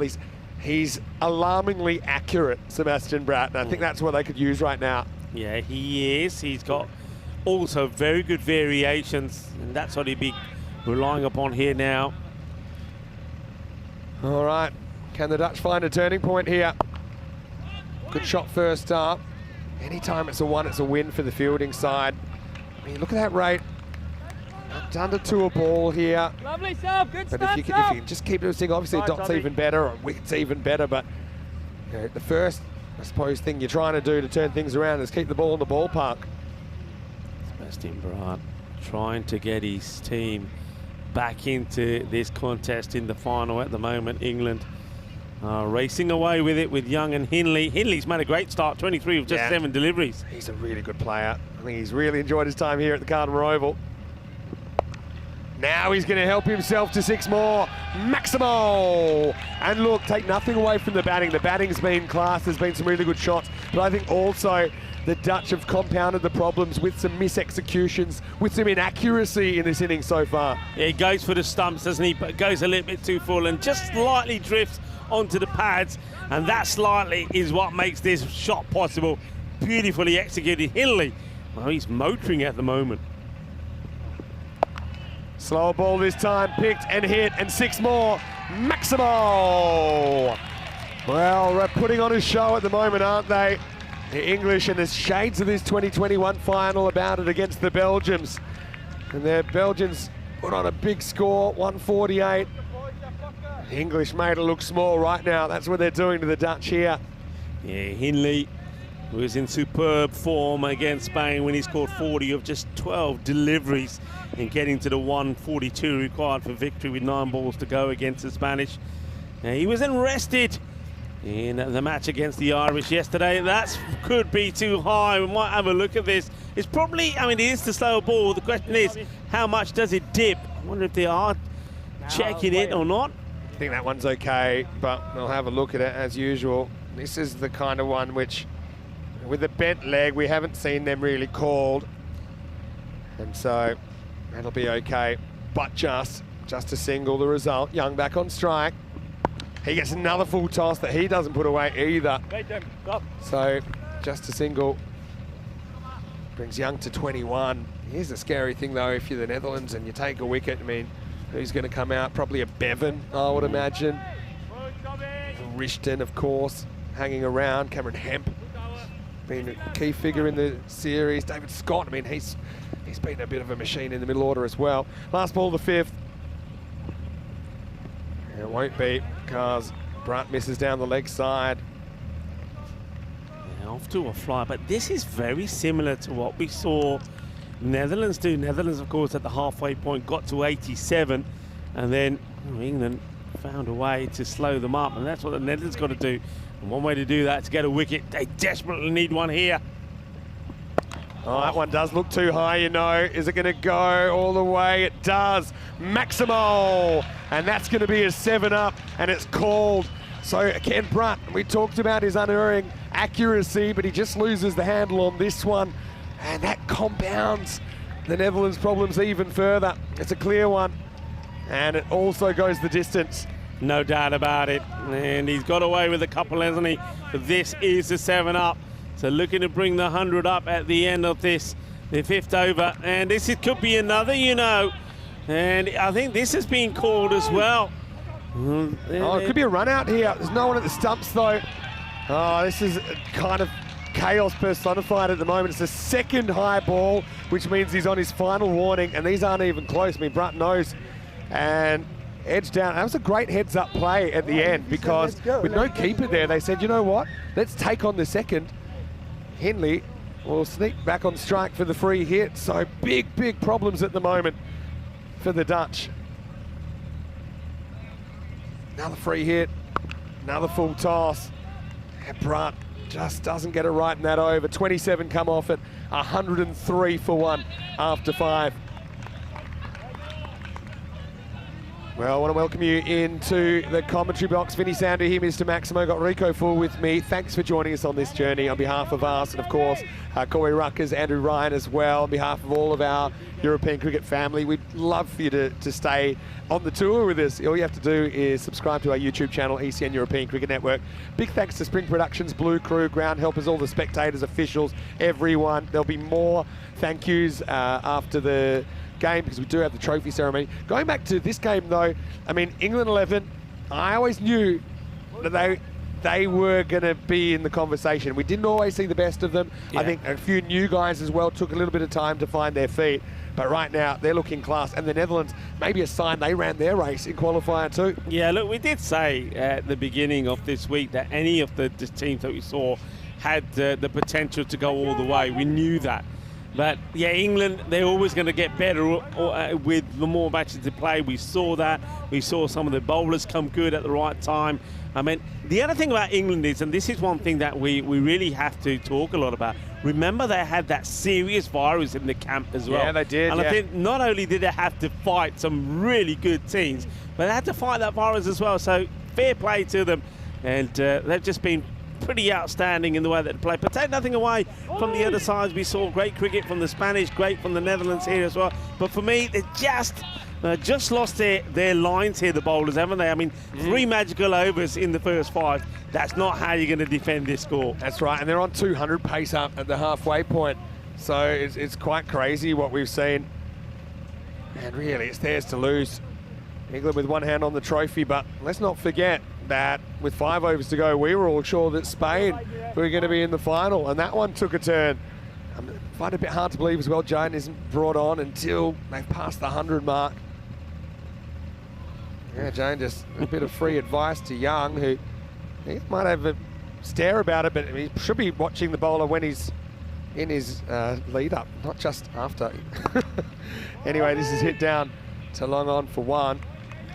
Interesting that, I mean, Jane was within his rights to execute that run out there, but he elects not to. I think he was also looking at what the batter on strike was going to be doing as well. So I think this is a little bit of watching what Hinley was about to do as well. So, John, can he get the breakthrough? He's been very good when he's coming to bowl high up in the air. This is a chance. And it has been taken. So once again, it is Arnav Jain that gets the breakthrough. And the question that probably is on everybody's mind is just why this guy doesn't seem to be coming on to bowl before Clayton Floyd. Floyd, he's just been over pitching too much. He went for 22 in his first over. And Arnav Jain gets a wicket off ball number 4. And could this be the turning point? They need something positive to happen. We know, well, so many times I think we'll have to look and calculate this. After the 5th over, there always seems to be a wicket in the 6th. Yeah, well, the thing is, if the England team can find some lost overs, maybe the Netherlands can as well. Young, 22 or 14 for him in the final. He's been a treat to watch over the last couple of weeks. He departs. It's 106 for 2. Yeah, he's been good all the way through England, hasn't he? He's been one of the outstanding batters. He's always been in the runs. And, well, they see the back of him, but one goes, another one comes. And now it's time for David Scott. This guy is just such a hard hitter of the ball, isn't he? Just going to make a quick comment as well to all of our wonderful chatters and to all the moderators and everyone that's a subscriber on our YouTube channel, ECN European Cricket Network. Thanks for the journey. A lot of people are wondering what they'll do on Monday. Well, guess what? I can tell you what you can do. Tune in, because we'll be able to talk a bit more as well. Obviously, this being an ECC final, it's a bit hard to be as interactive as we are sometimes. But yeah, we'd love for you to get on board. And the general chit-chat at the moment, Rico, in the chat is that this has been the best ECC of all time, and I think it has. 31 countries, 10 new countries involved this time. We've seen scores through the roof. We've also seen, some bowling performances be really, really important. Just like, the 3 overs we talked about in the first innings. Can the Netherlands do something the same? But Jane, again, doesn't feel right about this one. But yeah, that all adage that bat for show, bowl for dough. Batters win your matches, bowlers win your tournaments. It's a good one. This one isn't going to get called. Maybe a little step before the ball's released. But I mean, at the moment, it's a pretty good over. Yeah, see where his back foot is there. That's why the line moves a bit. Oh, he hits this and hits into the gap. Maximo. 6 more. And now the Dutch, they just need to kind of fight for life, don't they? They need to try and win ball by ball and try and take this as deep as possible. England looking the goods. Yeah, they're looking really sharp, really switched on. And got to also remember that the Netherlands had a very, very tense and difficult match against Spain. I mean, I know they were victorious, but I think physically that probably took a lot out of them as well.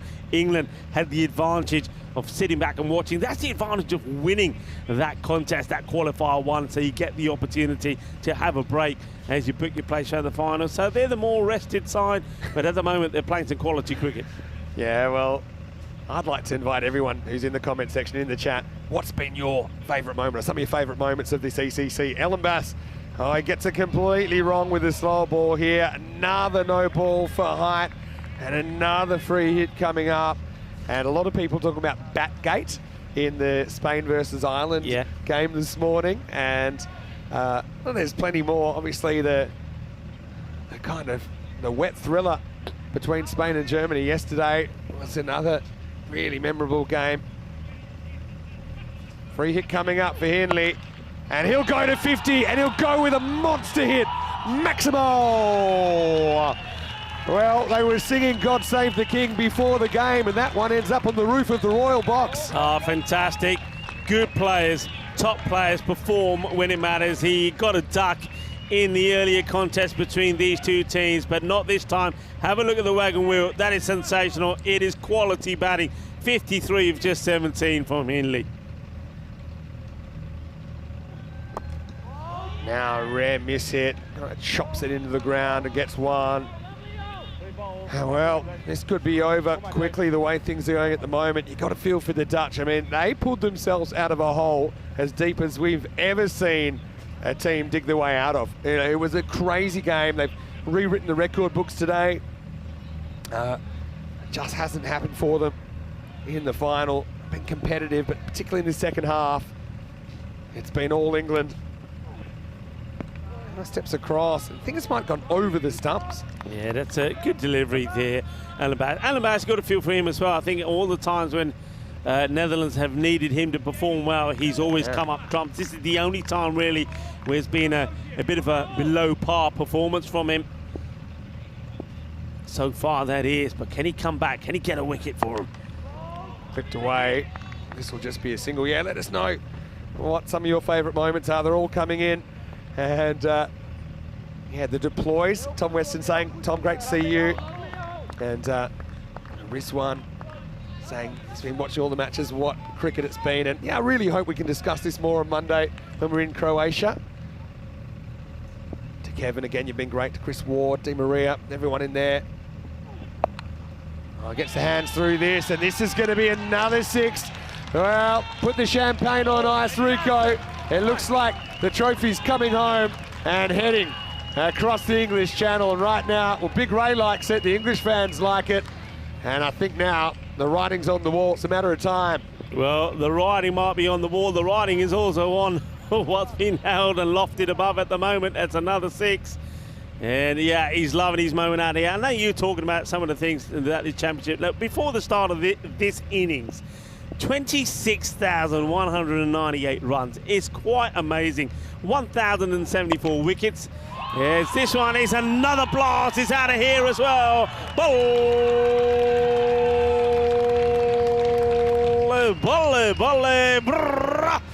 Hindley turning on the style as England are heading towards their 2nd championship. They were the kings of Europe back in 2021. Netherlands took away their crown from them last year, but they're coming back with revenge. They're coming back to be the kings again. What a hit, what a strike. 133 for 2 at the end of 7. Now, this is what's coming up, of course. A lot of people asking, well, when can we watch some more cricket like this? Well, it won't be exactly like this, but it will be 10-over matches coming to you from Croatia. I'll be there, Rico will be there. We want to talk to you, so make sure that you subscribe to our YouTube channel. It's free to do so. ECN European Cricket Network. It'll be available in all territories, of course, except the subcontinent, where it will be live on Fan Code. And you can join us for the Zagreb edition of the European Cricket Series. So we'll enjoy tomorrow off, Rico, but then we're on the plane on Sunday. It just occurred to me we'll have a day off. Yeah, enjoy packing, buddy. Enjoy packing. I will. Okay, Jane's back. And his first one is just going to get knocked for 1. Yeah, a few people talking about the memorable moments yet, that trying to come off the field after 2.5 overs yesterday night. Yeah. I mean, imagine that. I mean, Spain could have been knocked out of the tournament if the Germans had beaten them in that game yesterday. They wouldn't have even made the 4. I like what Gordon's saying, put the champagne on ice and put the beer in the oven because they're English. You know, the English, I don't mind the beer being a little bit warmer. 6s galore as well. I mean, the number of 6s. I always pinch myself when I look at some of these stats. Thanks to Shazad, by the way, for providing them before the start of this innings. 2,358. It's unbelievable. Okay, well, that is not going to be a good one as well, because that's 4. Cuatro más. They get ever closer. They are, and yeah, you got to feel for the Netherlands. Think about the emotional energy they would have expended today. This is their 3rd match, and it wasn't just any match in qualifier 2, was it? It was, you know, one of the all-time classics, and you know, they're probably just completely spent at this stage, physically, mentally. I mean, you know, we know this isn't really indicative of what they've delivered throughout the week. Big swing and a miss this time from Hindley. I mean, Hindley's been amazing. 70 of 22, and he's another guy in the MVP conversation, Rico. Yeah, he's been a sensational knock from him, isn't it? The left-hander has been superb. And, well, don't forget, we're watching somebody who's also took a hat-trick as well, and he's unlucky there again. He beats him again backwards, Hindley. And a lot of good performances they've been from the Netherlands. I think you're right, you know, that last match, or the last 2 matches, don't forget they had to play England. They lost out to them chasing 158, and they were in that contest, don't forget. They were in that contest right the way towards the end. Could have gone either way. Then they had that incredible match against Spain.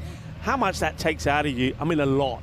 So, yeah, you know, it had to be a massive world-class performance for them once again to do it here in the final. Yes, well, just waiting to see what the batter's going to do is Jane. Yeah, good time to pull out a man cut. Anyway, Jane, a little bit short. That might have been whacked over the fence, but instead, it's hit to Musa Ahmed, who again, we saw signs of what he can do earlier today. He'll be disappointed. Yeah. Couldn't string together a few more big scores. Okay, Jane, so far he has bowled really well. He's only gone for 16, but he's bowling this delivery to Hindley, who could finish it with 1 hit. 6 away from victory, England here. And Hindley, the way he's been batting, he's been hitting 6s for fun, hasn't he? He's already hit 9 of them. The 10th one could be the one that gets this crowd erupting into jubilation. And Maximo will send the trophy back to England. And a missed stumping now. Hagen kind of gets yorked by that one. Hindley went for glory, but came up a little bit short, but think it won't be far away. End of 8 overs. It's 140 for 2. And Jane, that's the last ball of what has been a brilliant week for the young spinner. Yeah, he's bowled sensationally well. There's just been so many fabulous performances. I don't know. I mean, when that question, if you're asking me that question, I wouldn't know where to start. I think we've seen some dynamic fielding. I mean, batting has been the strength, I think, this time round. I mean, we saw right from the beginning, Group A, when we saw Spain themselves pull off 2 sensational run chases with scores in the 140s, and we knew then that these Grizzlies were flying. Batters were hitting runs all over the place. I mean, deploys 161. I mean, that partnership with Vinoth Ravindran, the highest partnership we've seen, opening partnership. 220 being put on the board. Highest international score, highest individual score ever in 3,500 games, highest chase today. I mean, the records have been shattered here. It's been quite incredible. A lot of people saying Asa Tribes ton after getting dropped on 0, making 100 during championship weekend. Congratulations, Asa's just signed a deal with Glamorgan. So no surprise. He's going places. Surprise. Fantastic. Not just a fantastic player, but what a lovely lad as well. It really is. Always a pleasure to talk to him. I'm sure he's around the ground here somewhere as well, enjoying what has been a tremendous finals day. So now Scott, well, he's been a great addition to this side. Can he finish things off? 6 runs to win for England. And they'll do it. Revenge is sweet. Revenge is hot. Revenge is now for the English, who wrestle the trophy back in 2023.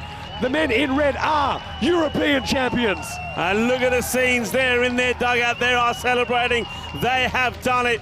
They're the winners for the 2nd time. And it is Scott that blasts the big 6 that they need for victory. They do it in style. They do it with 11 balls to go. Congratulations to England.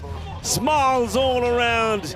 And full credit to those guys. They've been in the wars. They've had some difficult matches to play. Remember, as you mentioned, they did go to Switzerland and they had to beat Switzerland to make and win the group final. Then when they came here, there's been illness in the camp. The players haven't been well. Some of them have actually even had to go back home because they've been so ill. But they kept fighting. They showed their spirit and they showed their fighting qualities as well. And as a result of that, and the talent that they have, and the leadership through Dan Lincoln, they are once again the 2023 European champions. Yeah, and you saw Rishton there a moment ago. He was the MVP last year when they fell oh so short of the Netherlands, going down in the last over in a fairly low-scoring thriller. But it's their night tonight. They had to wait 12 months for another opportunity. And you wonder who the MVP might be of 2023. Will it be Hindley, for example, who played another really good knock there in the final, ends up with 71 off 24 balls, gets them home in the end. And with Scott, he also had a great time, didn't he? But there's going to be lots of smiles, there's going to be lots of cheers, there's probably going to be a few Victoria Cervezas drunk tonight as well, toasting the English as they get the trophy back and they become their 2nd ever, well, it's their 2nd trophy. It's only the first team, of course, to raise their trophy twice. Yeah, absolutely wonderful. Remember that trophy ceremony will be coming up and is going to be fantastic. Well, what marvellous scenes. And can I just say also, I think a big shout out to everybody here watching. The fan zone has been absolutely fantastic. It's the biggest crowd that we've ever had here in Khartoum. So big thanks to everybody and well done for the support for not just England but all the teams here. It's been an electrifying finals day as we have a look at the run chase here. And early on, I have to say there were some, weren't they? They were close, but yet so far a few balls been hit into pockets of space, just not getting to the hands of the Netherlands. But once they weathered that, there was, no looking back from England. They were really taking the bowlers to the sword, to say the least. Floyd came on and he was smashed all over the place. He went for a magical over, and that was a problem. They just couldn't get the lines right. Lincoln, he did go. He went for 22, caught behind there by Levitt, but he went, and then Hindley came out, and then it was another ball game. Yeah, and look, Kingma probably the best of the bowlers, I think, even though he didn't have a lot go his way late in the piece, but it just wasn't really happening. And Netherlands looked like a team that had kind of run their race in that qualifier too. I mean, they probably thought they were going to be out the door. I don't know if they had the kind of belief that they could pull off that chase in the 180s. But, you know, England 11, they're a team that they always had that belief. I think they had it from the first moment we saw them here in Group E for the 2023 edition, that they were pretty focused on getting this trophy back. And even though, as always, you know, it's not plain sailing all the way, but ultimately they had the answers. And, well, Netherlands, a bit of an off performance from them, but the English, well, they saved one of their best performances for last. And even though there was that late wicket, they were hoping maybe they could pull another rabbit out of the hat, the Dutch. But David Scott, he came out, he looked good as well, looked good all tournament. Henley just kept on buffing him, didn't he? 9 Maximos in his 71 not out. It's a class knock, but it was on borrowed time. The beer was in the microwave, the champagne was on ice. And England 11, well, they do take the trophy home. The second time that they have lifted the ECC trophy, and well, that was the moment that England 11 crowned champions. They are the kings of Europe. Felicidades de Inglaterra. Esos equipos de campeonatos aquí, campeones en este torneo. Sí, eso es. Campeones de Europa 2023. What a moment that is. Well, there you go. The flags, the English flags are already on the trophy. And what a magnificent trophy, by the way, as well. A big shout out to our trophy partner, Locker Lifestyles. And, of course, there's some sensational medals to go with those as well. And, of course, we still got the MVP to be thinking about. Yeah. I think there's a few names in the hat there. I know who my MVP is, Vinny. Yeah, well, Henley's got to be in there. I mean, there's other options. I mean, Hamza had a really good tournament as well. Hamza's been brilliant. And yeah, if it was down to me, I know it's not down to me. There's a lot of things to look at, but yeah, Hamza Salim, how can you look past him? He was sensational. Well, even I don't know yet, but I will find out pretty shortly. Kingma 1 for 23 was good, and Jane, well, probably he's the best of bowlers, I think, when you look at his 1 for 16 off the 2 overs. But by the time he came on, the horse had already bolted. It was galloping away, and in the end, it's England 11 that get the trophy back, beating the Dutch with 11 balls to spare. Come, Ken. Incredible. After 109 matches and over 25,000 runs and a lot of boundaries and a lot of fun as well, we have the champions of 2023. It was an incredible series. I want to say big thanks to you first of all. I'd like to thank you for your incredible sacrifices that you make for European cricket. It's nights like this that we really enjoy spending together, of course, going to so many countries and traveling together, and not just you and I, but of course the whole Blue crew. Nights like tonight are really, really special to share that with millions and millions of people around the world. Hundreds and hundreds of people here at the ground. The trophy ceremony is coming up. You saw a moment ago the details that it will come as part of this broadcast just after a short delay, and some of the end of day highlights that we'll show you. So there'll be plenty of thank yous there, so we won't say too many of them now. But I've got to say a big thank you to Spring Productions and their expertise in bringing the cricket to life and to bring it to all of our viewers. And the viewers are the reason we're here. So we really hope that you join us on the tour. We'll be in Croatia on Monday morning. It will be great to have some more conversations about this, I'm sure, as well. Tell your family, tell your friends about European cricket, because it's unlike anything else in the world. And, you know, sometimes I've got to pinch myself, Rico, because let's say about 4 years ago when we started this journey, we never thought it would get this big, and it's only getting bigger.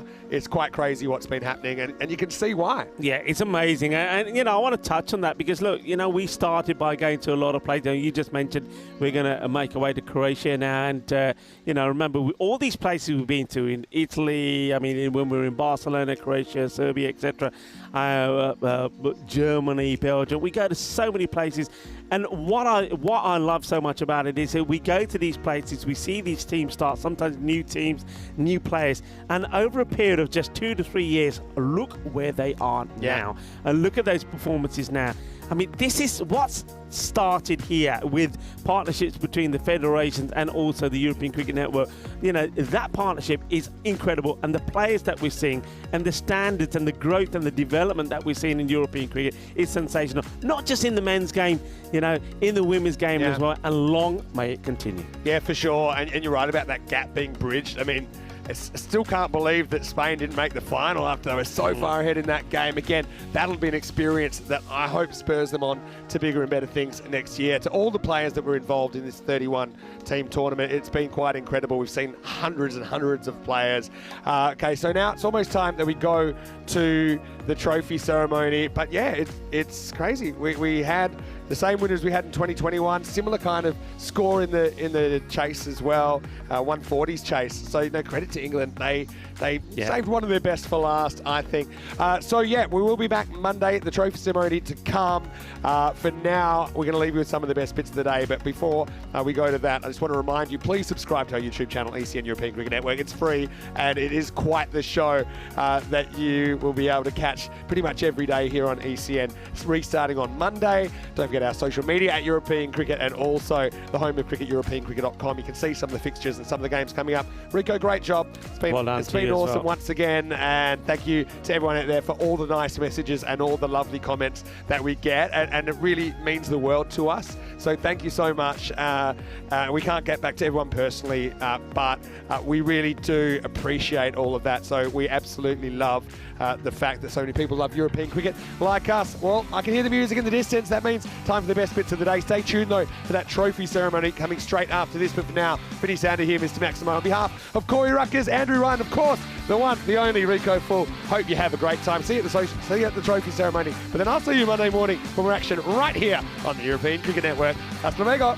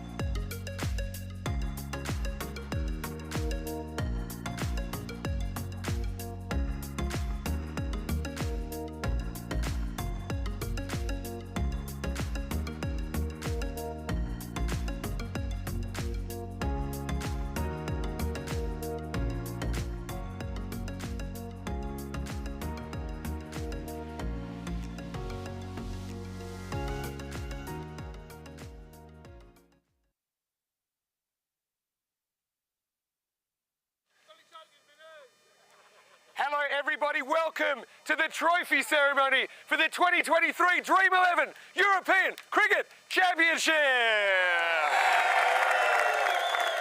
Well, my word.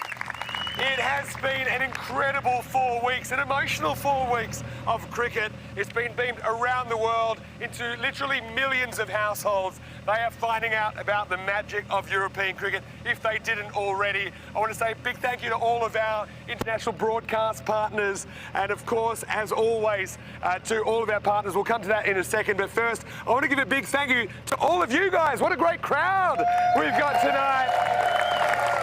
And it is so incredible to watch this grow. And 4 years ago, when we had our first major tournament, we would never have imagined it would become what it is today. And, you know, the exciting thing is it's only getting bigger every time. It's only getting more professional every time. The cricket's getting better every time as well. And I just want to quickly say a big thank you to all of the teams from the 31 nations, the biggest and best ever, for their participation. To the players, you've been outstanding.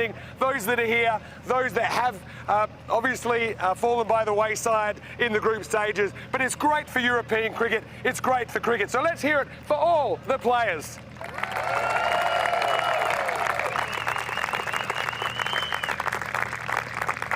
Obviously, we couldn't do this without the help of our sponsors, so I want to say a big shout out to all of them for their support of European cricket. Of course, to Dream 11, HCL Software, and I love the HCL Software VIP Experience match. Once again, plenty of highlights. I also want to say thank you to the Junta de Andalucía and gracias por todo su apoyo. Thank you so much for your support. You know, we couldn't really do it without the support of you guys, and we really love that you understand how much this means to us, and now you are part of our family, so thank you so much. Also, I want to say a big thank you to the Khartoum Town Hall. I want to say thank you to Mateos Bus for getting so many people to and from this ground so often. To Carges and Eugenio, thank you so much. I'm loving the ride I've got this time, so if you could reserve that one for me next time, that'd be great. To Sunset Beach Club for their support. Nice to see some of them here tonight as well. To Victoria Cerveza, of course. To Hype Drinks.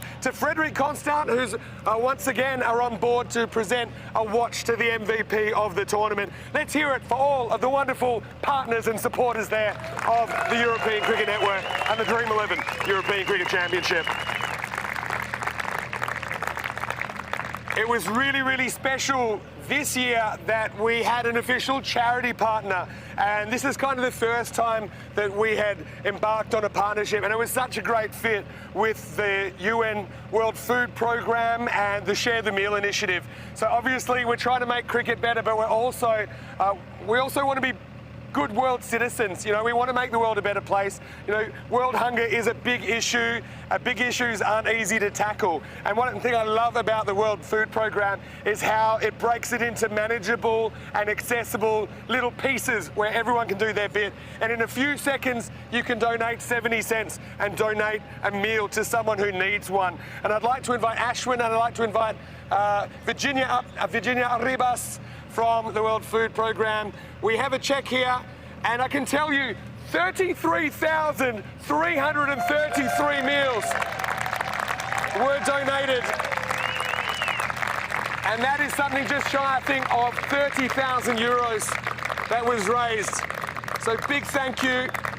We know it'll make a difference, and I would like to encourage anyone out there to join the fight and to download the app. I've been doing it, it's quite easy. I'll continue to do it, and we'll continue that partnership, I hope, for a long time. So once again, big thank you to Virginia and to the United Nations World Food Programme. It's been a great initiative, and we're very, very proud to hand that over. One thing that I always love about being here as well is watching the youngsters get involved, and in particular the Cricket School Project. And I can tell you that just for this tournament alone, over 750 youngsters from around the area have gotten involved in cricket. They've loved it. They've gotten to meet the players. They've got to meet, you know, so many of you around here. And so I want to say a big thank you to all of the coaches, of course, in particular to Jay Wild here from the Costa del Sol Club, for their work in making the Cricket School Project so successful. Again, I want to say a big thank you to Mateos for their support with getting the kids here, to the Junta de Andalucía as well, because I think they see the value in getting the kids involved in cricket, and I'm really proud of that program. And now we're at well over 2,000 children now over the last few tournaments that have gotten involved. So one more time, let's hear it for everyone who are taking cricket to the next generation in the Cricket School project. A few thank yous as well before we get on with the ceremony. I know we're all keen to find out, for example, who the MVP will be this year, but I just want to have a quick thank you to the Blue crew, the ECN crew, both those that have come from the office and those that are regulars on the tour. Thank you so much for your support and for your friendship and for your partnership. Obviously, Roger and Daniel are here heading it up for the European Cricket Network, but it is quite an adventure, I'm telling you. This is the night of nights for us, but there's a lot of tough days, there's a lot of tough nights. We're doing cricket 49 weeks in a row this year, over 1,600 matches planned. We're already past our record that we set last year as far as the amount of matches. So guys, wherever you are, and there's so many of you, there's many behind us as well, thank you for everything you do. It is a real team effort, and so let's hear it for all the ECN crew, the Blue crew. Thank you so much. Let's keep it going.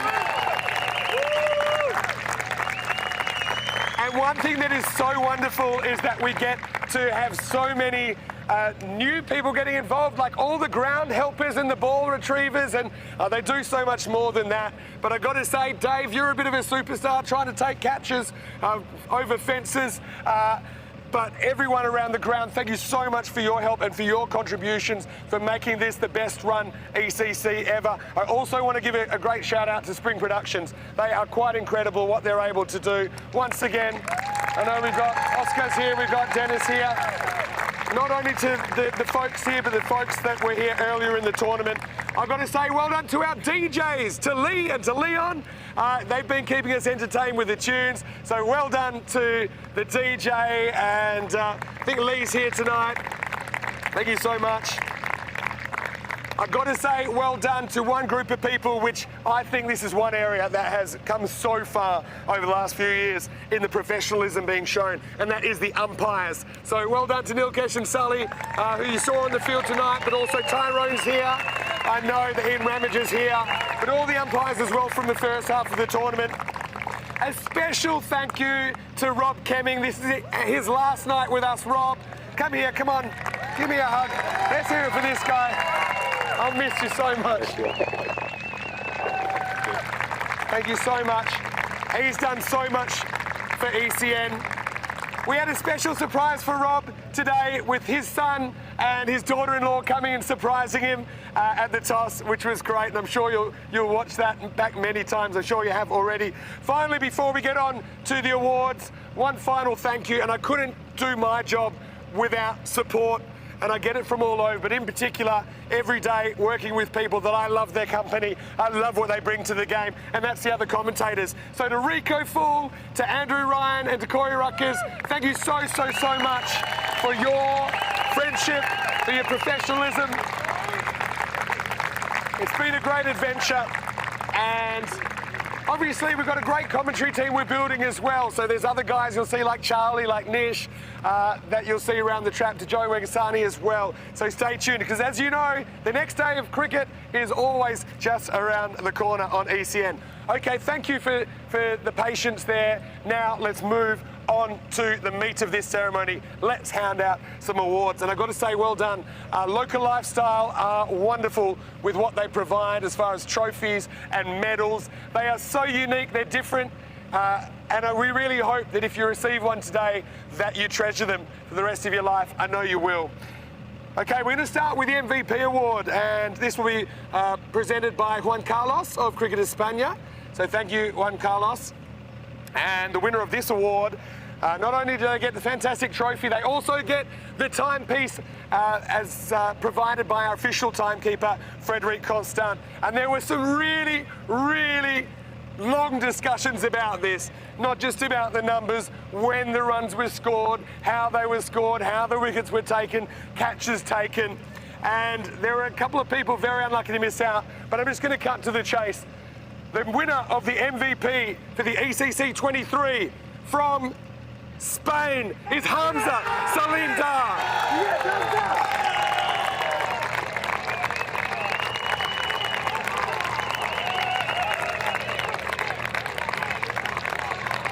Come down, Hamza.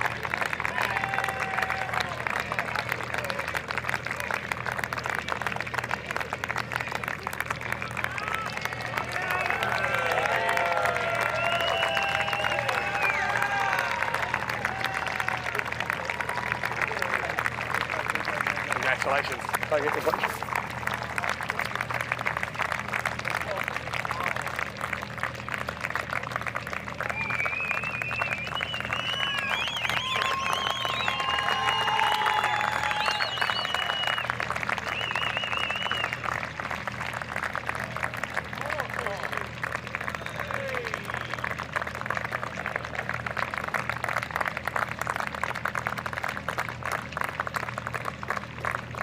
Big congratulations to Hamza. And look, like always, there's a couple of people very, very unlucky to miss out. I've got to mention Tom Henley, what a great knock in the final. I think that Tom Henley deserves a round of applause as well. Thought you were absolutely magnificent. And it was a very, very long discussion, I can tell you that much. I've got to say once again, thank you to Juan Carlos and Cricket España for their support of European cricket and the European Cricket Network, and we do appreciate that Juan Carlos was able to make that presentation. Now we have an award we always like to give away called the Fair Play Award, and well, Vivian Kingma was the previous winner of this, and this goes to someone that we feel in our eyes really represents what European cricket is all about, what cricket is all about, and that is a great ambassador of the game. And this is going to a guy who was playing in his first ever ECC this year. He's new on the network, and we didn't know too much about him. He's a very, very good cricketer, but he's also a wonderful leader of his team, and all of our interactions with him were fantastic. We loved the way he conducted himself on and off the field. So congratulations to the Fair Play Award winner, and as presented by HCL Software, and it's good to have KK and Diego here to hand this over. The winner from the Island 11 is Sam Harbinson.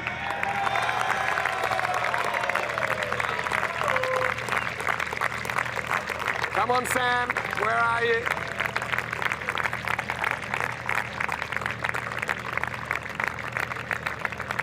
He'll be back there somewhere. Here he is. He's having to go the long way. But just quickly, Sam, honestly, is a guy who I really enjoyed chatting to. He played the game hard. He's a very good cricketer, but he played the game the right way. He showed respect for everyone he came into contact with, and we certainly hope we see some more of him here at the Cardamar Oval. So the HL Software VIP Fair Play Award goes to Sam Harbinson. Congratulations. I get it.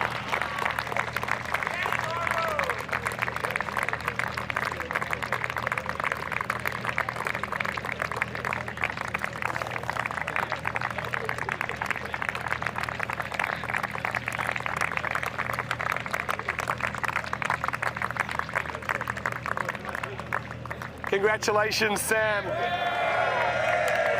He got to raise a trophy after all. That's what he came here for. Well done again, Sam. Very, very well deserved, the worthy winner of the Fair Play Award. Coming up next, we have the runners-up medals.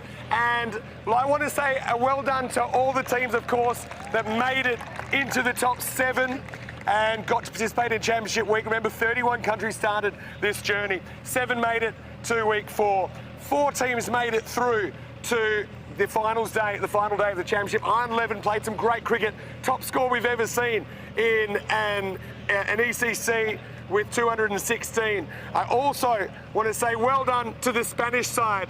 And they won't pick up a medal tonight, but the Spanish side captured the hearts, I think, of the nation and of a lot of the neutral supporters. And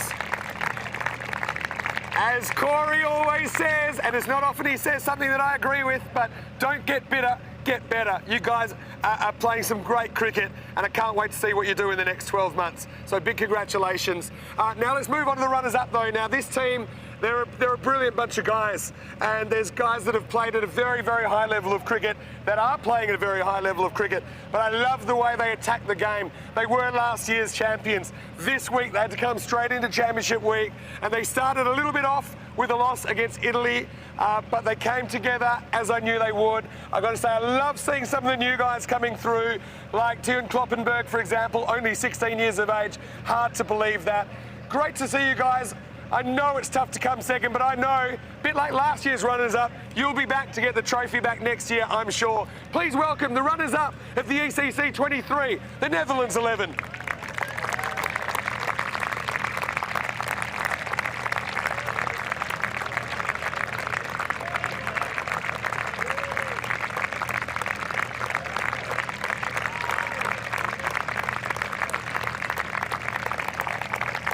Congratulations. Jorge Gallardo, the Cardamom Mayor, will present the runners-up medals to the Netherlands 11. Of course, Netherlands 11, led by their skipper, Sebastian Brandt.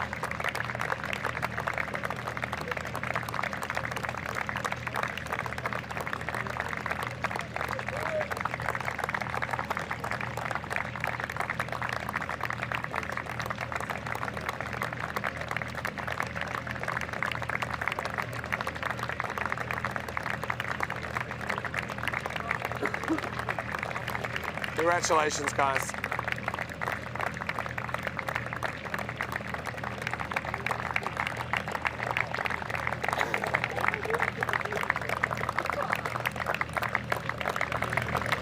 Netherlands 11, they'll be back, don't you worry about that. They're a very good cricket team, led very well by Sebastian. Well done to Pierce and to Timberlater as well. They're putting together a wonderful cricket team. Big congratulations.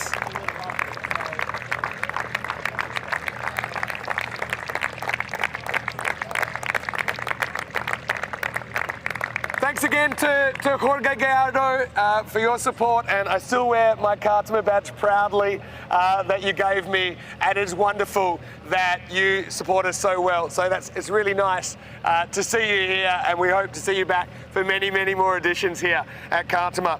Okay, now's the time that we will present the medals to the champion team. And what can you say about this bunch of guys? Well, actually, I couldn't say too much because only 4 of them had been there before, and it was a slightly new look squad, but I know that these guys, they're really smart when they pick their team, and they know, guys, the kind of guys that will be able to perform in this kind of unique dynamic that is the European Cricket Championship. So I want to say to Tom and all the management of the England 11, congratulations for your work, and we hope to see you here again, of course. To all the new guys, we really hope you enjoyed the experience. A lot of people say it's some of the best cricket they've ever played in their life, as far as how different it is. A lot of people say it's a bit like playing in a computer game. And I know you had your wobbles along the way. I know you've had your issues over the last few days as well. I mean, let's not forget in Group E, they had to win 2 games back-to-back just to make it to Championship week. But I knew that in the background they were always a threat, and it proved to be the case. To Dan Lincoln, great to see you again, Dan. Congratulations on leading your side to a second ECC. Please welcome to the stage to collect their winners' medals, and they will be presented by Virginia Arribas from the UN World Food Programme. It's your champions of the ECC 23, the England 11.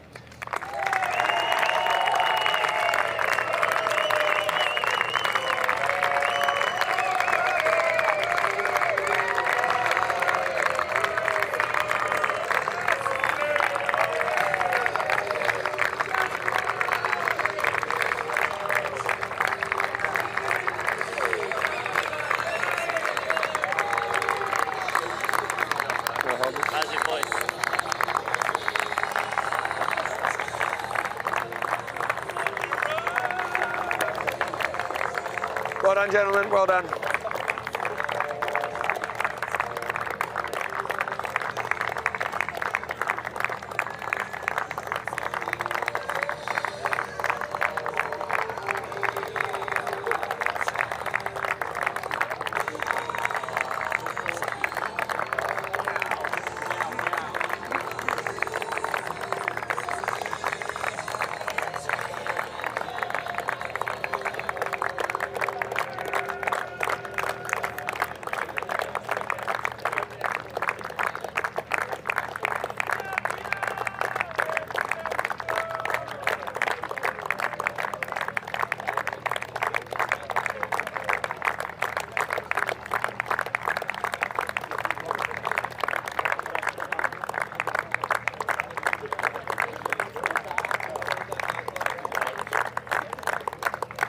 Congratulations. Dan, if you come over here for a second. How's your voice, Dan? Just about okay, yeah. Well, you have to, just a moment here, because we've got Dan Lincoln here from the England 11, your second ECC trophy, obviously your third ECC. You must be thrilled to get it back here in 2023. Yeah, very happy. It's been a difficult couple of weeks, and to top it off with a trophy, we're over the moon with. Yeah, well, look, I know that you'd like to make it 3 in a row. Is there any chance we'll see you back here at the Cardamom Oval next year, Dan? Who knows? We'll see. Well, you never know what the future brings, but I want to say big congratulations on behalf of the network. We're going to present the trophy in a moment. Just quickly before we do, if you'd like to head over to Roger Finer and Daniel Weston, that'll be making the presentation. Quick thank yous again to everyone here at the Oval, to obviously the medics as well for keeping everyone as fit and healthy as possible. I want to remind everybody here, and there's a lot of people here right now, tell your family, tell your friends, tell 3 people about the European Cricket Network. We're not going anywhere. We'll be back here, but before that, we'll be on the park on Monday morning in Croatia. So I'd love for you to come and join me on the tour. So all you have to do, go to YouTube channel ECN European Cricket Network, get involved in the discussions and join the community, which we value so much. It's growing all the time. So let's have one more big cheer for the European Cricket Network as we get ready for the trophy. Now's the moment. The handing over the trophy from Roger Finer and Dan Weston of ECN. Your champions of the ECC 23 are the England 11.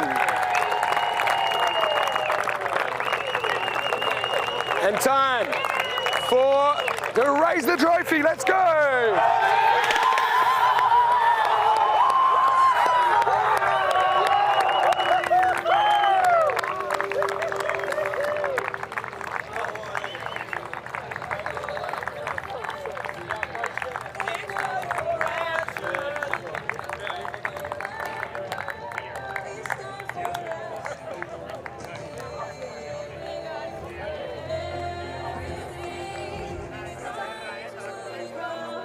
Thank you. Thanks, mate.